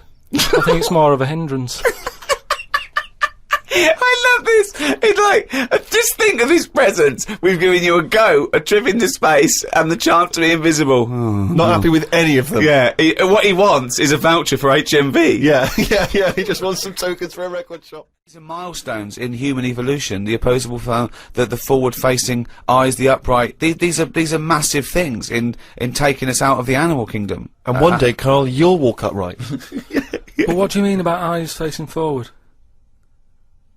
You mean before we got here, there was people whose eyes were looking in their head? I don't understand. Is that what you mean? No, because when we got sort of binocular vision. Is that the answer? Yeah, just cavemen in front of dinosaurs and that. They sort of went, oh. And then... Well, it wasn't cavemen in front of dinosaurs, was it? Because cavemen weren't alive when dinosaurs were alive. There was a couple knocking about. Right, okay, fair enough. There was a crossover point, surely. Not dinosaurs like 15 million. Was the probably the Ice Age. There were still big reptiles. I think it's fairly common knowledge that the dinosaurs did not exist. Well, who gave the dinosaurs a name? No. Well, no. Karl, now tell me back now. What are the Amish? They're just people who sort of live like in the olden times. So to them, they're sort of in about 1842 or something. So they're getting old papers and that. They haven't cut up to. No. They haven't cut. They don't have telly. They don't deny that the 20th century has happened. They just don't want to be part of it. They look up and they see planes and they know what they are, and they go into the town and they see it in the window of Dixon's, a telly. They just don't want to be part of it. No, they're still living. They are still living like it's that's what I mean. Yeah, but they don't. They know about everything else. They just don't want to be part of it because they think that the sort of the revolution was a bad thing. They think that society became more and more depraved, and they wanted to go away from it, and they want to go back to old values, and they think they don't need TV and jets and that way of life. They can survive in the old way because the old way was better. Missing out on Live 8. Yeah, but they haven't had Band-Aid yet. Yeah, I think this is the problem that Karl had. He in his mind, they were just a bit delayed, so that in his head they were slowly moving towards the 20th century. They wouldn't be able to watch most of these bands, all their electric guitar.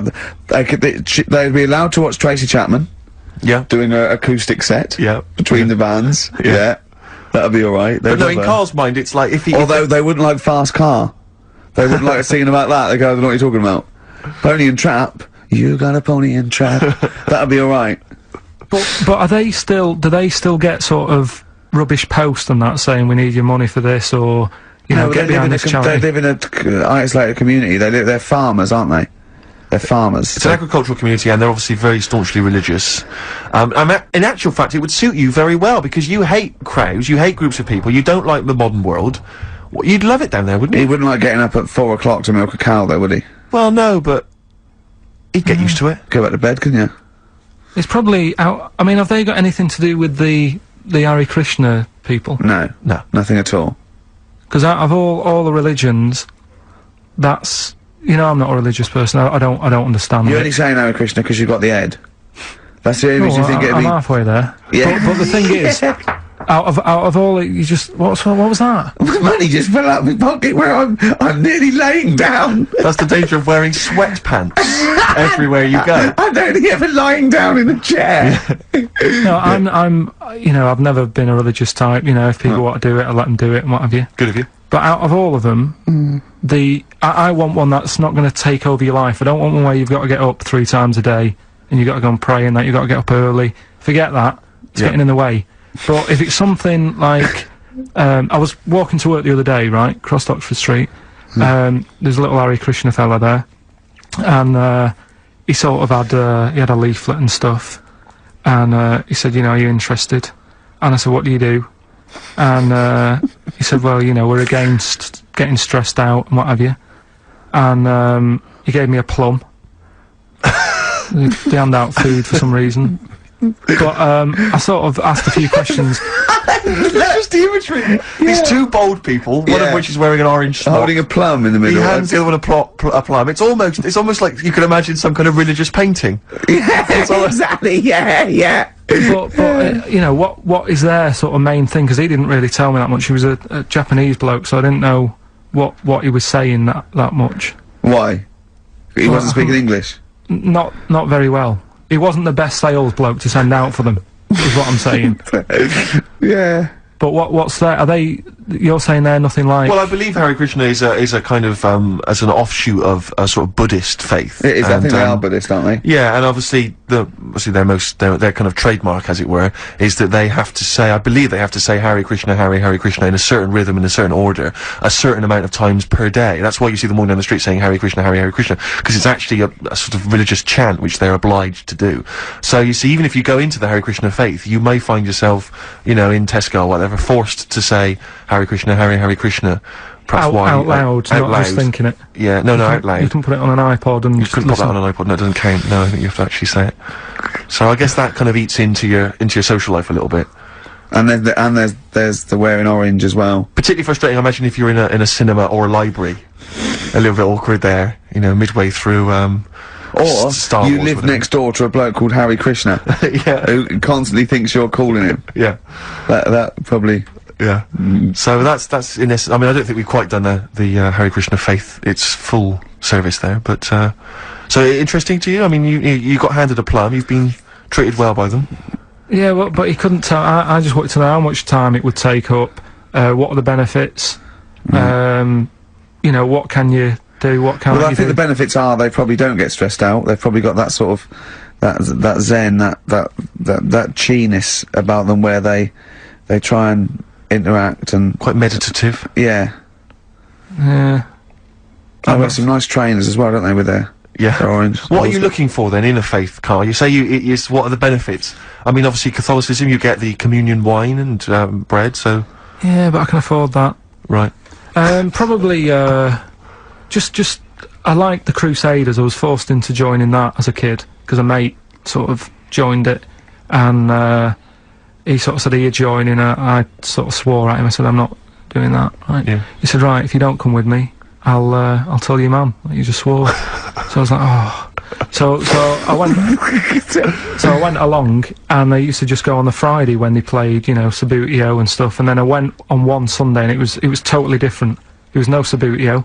There was no sort of, you know, table tennis. The thing where you hold a thing and knock things over. Skittles. There was all that on a Friday. Went on the Sunday, it was rubbish. They said, right, sit down in this room. They gave me a Bible. Thought, this looks too heavy, this is too big. I'm not interested in this book. And I never went again. I used to hide on a Sunday when they came round. And that's been the only sort of... I suddenly, why did it suddenly turn out to have to hide on a Sunday when they're coming round? Because they wouldn't leave. They wouldn't leave. Who was it? Were they adults? It was sort of a... Well, he seemed like an adult to me at the time, but he was probably about 27. Well, that is an adult. Yeah, but do you know what I mean? He seemed a lot older when I was a kid. Yeah. And he came knocking and that, and he used to say to me, "Mum, I'll just tell him I'm ill or something." And he used to hang around to see if I'd eventually come out to play and that. And if I did, I think they would have grabbed me and took me there. I love the idea that you want that for you, religion has to bring with it some kind of gift. It's like, you know, join our faith and you get an alarm clock radio. It's like something like I think religion does bring a gift. Usually, it's the gift of the Lord. Well, the gift of everlasting life, isn't it? And that's the problem with it, you know. A lot of people believe in it because they think. But for Karl, his feeling is like that should be a given. That's safe. I'm definitely going home with eternal life. But what else can I have? Is there an iPod? You have to have a religion because obviously I don't have a religion. I don't miss it, and I wouldn't want one. I'm an atheist, and that's out of belief. That's out of logic. And we don't get into the politics or the morality of it. Why do you feel you need a religion? Why don't you just get a hobby? Well, I didn't want one. I don't want one. I just was saying that, you know, if I was to get one, which one would I go for? Is what I'm saying. I'd like to see you perhaps as a Jew. I think Judaism would suit you well, I think. What are the hours like for that? Tough. It can be tricky. That's what I mean. I don't want anything that's, you know... And they have a day where they don't eat and stuff. I couldn't be doing that. So then they have days when they eat too much. Yeah, but what happens if I'm not that hungry that day? Like I say, I don't like change.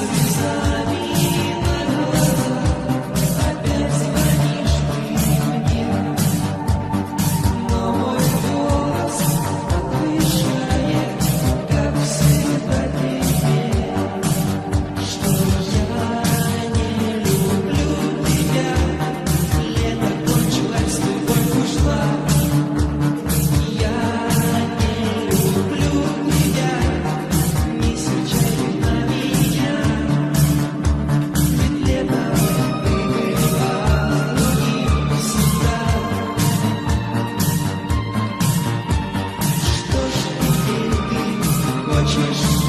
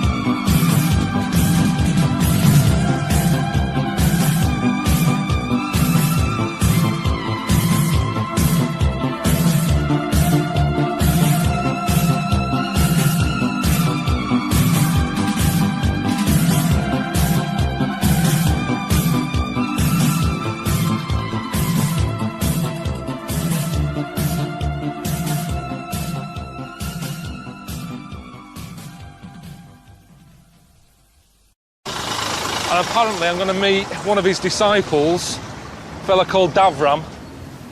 Oh yeah. Are you Davram? America. Davram? America. What?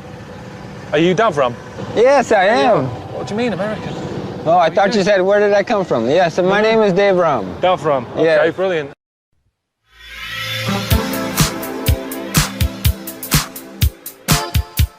It is hard eating a little kangaroo knob. If I was there and Aunt Deb said, right, Carl, eat the knob, I'd go, hang on a minute. I'm saying, like, I could eat a knob at night.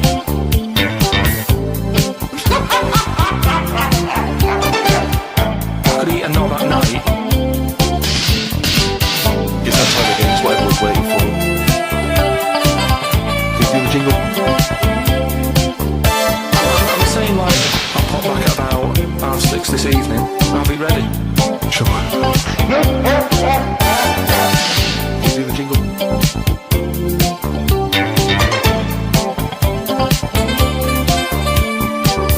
It's that time again, it's what everyone's waiting for. More music. I'm saying, like, I could eat a knob at night.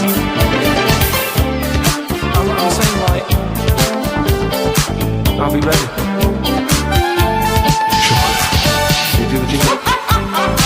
I'm saying, like, I could eat a knob at night. I'm not on this, am I? Yeah. What am I doing here? Well, just saying hello. Hello? No.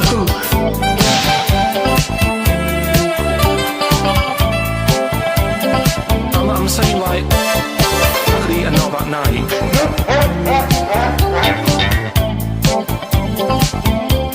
Sure.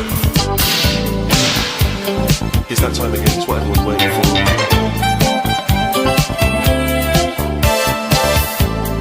Can you do the jingle? More music. Hang on a minute.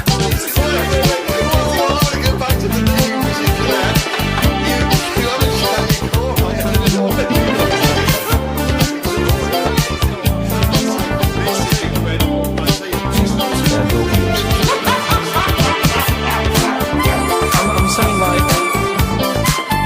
I could eat a knob at night. I'm saying, like, I'll be ready. Sure.